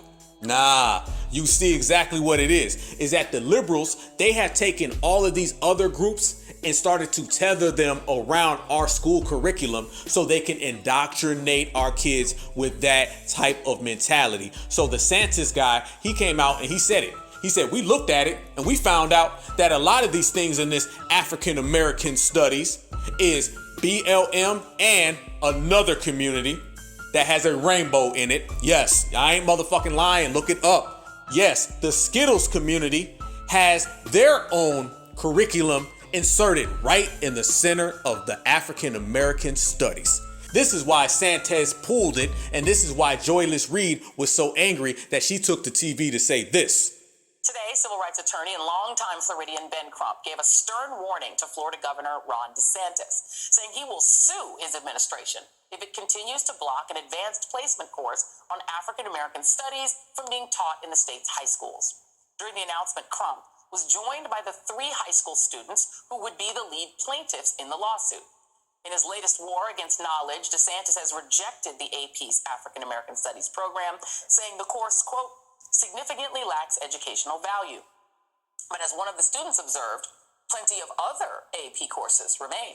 Hold up, there go Ben Crump again. Ben Crump again. Ben Crump, who is an ambulance chaser who gets money off of settlements for black folks who were harmed by race soldiers, somehow is popping up on legislation about African American studies in Florida. Why the fuck is Ben Crump there? You don't see any politicians there, but Ben Crump is there. Somehow this man is always on the front line of black legislation, and he's not even a politician. Bullshit again. And more bullshit is, notice, she quotes Santes when he said it lacks significant educational value. She quoted that part of his statement, but she left out and failed to quote this part of his statement, the same part they're hiding. state of Florida, our education standards not only don't prevent, but they require teaching Black history, all the important things. That's part of our core curriculum. This was a separate course on top of that for advanced placement credit. And the issue is we have guidelines and standards in Florida. We want education, not indoctrination. If you fall on the side of indoctrination, we're going to decline. If it's education, then we will do this course. So when I heard it didn't meet the standards, I figured, yeah, they may be doing serious. It's way more than that. This course on Black history, what's one of the lessons about? Queer theory. Now, who would say that an important part of Black history is queer theory? That is somebody pushing an agenda on our kids. And so when you look to see they have stuff about intersectionality, abolishing prisons, that's a political agenda. And so that's the wrong side of the line for Florida standards. We believe in teaching kids facts and how to think, but we don't believe they should have an agenda imposed on them. When you try to use Black history to shoehorn in queer theory, you are clearly trying to use that for political purposes. Right there. You see what I'm talking about? Y'all notice how Joyless Reed, she left all of that out. They didn't mention that because that is some liberal democratic shit where they try to tether in other groups. Family, that ain't no different than what we deal with in the political world. And it's the same exact thing they do in the school system. If you think for 1 second that they gonna be teaching our kids in school about Malcolm X, the real Martin Luther King, Huey Newton, Fred Hampton, Bobby Seale, it ain't happening. What they're trying to teach our kids in school, and anybody who's been to public school in America knows, they teach you the most W-dominant society version of race that you will ever see. So when folks be getting mad and they be like, man, they gonna quit talking about race in school, when the fuck have they ever? They basically teach you, y'all's bad and we saved y'all. Y'all picked cotton, we saved y'all. Few of y'all had it bad, but it wasn't that bad. That's all the fuck they teach us.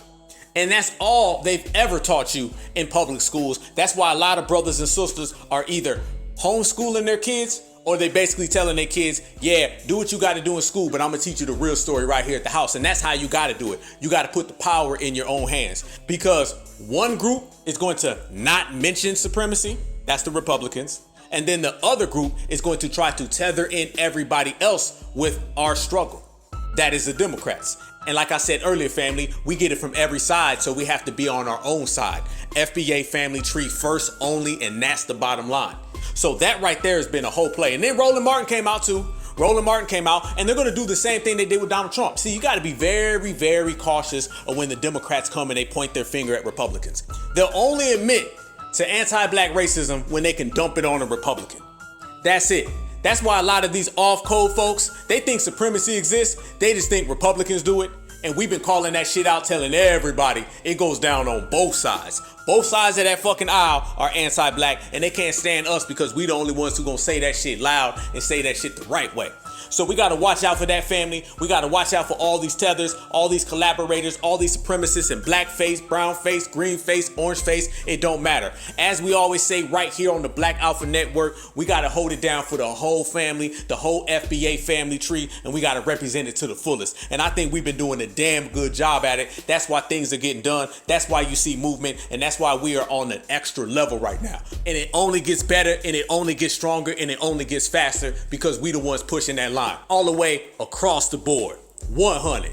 But y'all know what time it is, man, and I appreciate the love full force. FBA all day and twice on Sundays. Certified Black Society, and don't stop, and we gonna keep bringing it. We gonna keep that heat coming, and no matter what anybody says, man, we just on one right now. We on one. We all residing over this era, and this is our era. We got a tight motherfucking grip on it, and it won't be broken for nobody. Remember that all the time. We stand next to each other and we get stronger. The more they try to derail us, the more we get on track. The more they get off code, the more we get on code. So they have no choice right now but to sit the fuck down, be quiet, and watch us go to work, because we are definitely going to work. Certified mic drop. Moving on. But man, I support the family, man. Y'all already know how much I love y'all. Y'all already know, man. Please stay safe out there. What y'all getting into? I can't wait to see everybody. Y'all going to Dallas? Y'all going to the expo? I hope so, man. I can't wait to see the whole family there, man. Y'all know when FBA get together, it's a whole lot of love, good frequencies, good vibrations, man, and we just build it. And that's the best way we got to do it, man. We got to build everything and keep everything in-house. This is a new era, I'm telling you, and we ain't got to wait for the results, I'm telling you. Look around. You seeing it right now, real time. We getting to the bag, we getting to the money, we focused, we stronger than ever. Everything we say about ourselves is absolutely positive, and we wouldn't say it if it wasn't true. So everything we speak is coming from a real, sincere, genuine place. And that sincere, genuine place is in the hearts, the mind, and the soul of foundational Black Americans. And that heart, that mind, and that soul can't be fucked with. Y'all tap in though, family. Follow me on every platform. Follow me on Instagram. Follow me on Twitter right here. All my new subscribers, all my day ones, you know I love you. And we bang out together, man. Y'all already know this block party that we on stays lit. This block party that we on stays fun, and we gonna always represent it. We gonna always center this in foundational Black American excellence, and we gonna celebrate our goddamn selves. That's what it is. We ain't gotta worry about nobody else. We ain't gotta go to the outside, man. All the good stuff is right here at home. So we gonna celebrate ourselves. We gonna roast some people. We gonna have some fun. We gonna G-check some motherfuckers. We gonna have some fun, and we damn sure gonna regulate some motherfuckers, and we gonna have some fun in the process. Man, we got so many things coming. I mean, so many things. We gonna drop it and light it up. We gonna bring that certified energy to every city block in America, and we gonna rise up all together. Not as individuals, not as one person over there. I'm talking about everybody together. Keep tapping into the Black Alpha Network. I'm telling you, family, we as a family, we gonna keep doing it as our family, cause our family tree ain't nothing to be fucked with, man. I'm telling you, this FBA energy, it fuels us. And when I say us, I'm talking about everybody. You feel me? So keep on tapping in with the Black Alpha Network. We got a lot of heat, a lot of fire, and we definitely gonna bring it. Strong vibes, strong content, strong energy, and we gonna push it all the way to the top where we belong and where we gonna stay, y'all. Subscribe to the channel, share this video, and smash that like button. And I gotta say this as well. I appreciate all the DMs, family, because I get so many DMs. So many DMs, man. I appreciate it, and I read every last one of them. Every last one of them. I am truly, genuinely, I mean, fucking to the core, humbled by everything because it's coming from the family. When people tell me they love my energy and they love my passion, that means the world to me because FBA means the world to me. Real talk. A foundational Black American can tell me one positive thing, and that means more to me than a million things any other person could tell me. Because it's all about us. It's all about our lineage first. It's all about the home team. So basically what I'm saying is it's all about FBA, and I don't give a fuck what nobody else got to say. Now, somebody could say that's harsh. Someone could say y'all FBAs, y'all being means. And I'm going to say, nah, that ain't us being mean. That's just FBA love. And we got it all the time. And that's for life. Let's get it. Y'all stay safe. Y'all stay strong. Y'all stay vigilant. And always remember, no matter what the fuck they say, no matter what the fuck they do, every single day when you wake up in the morning, that is, Black is beautiful and beautiful is always Black. One love.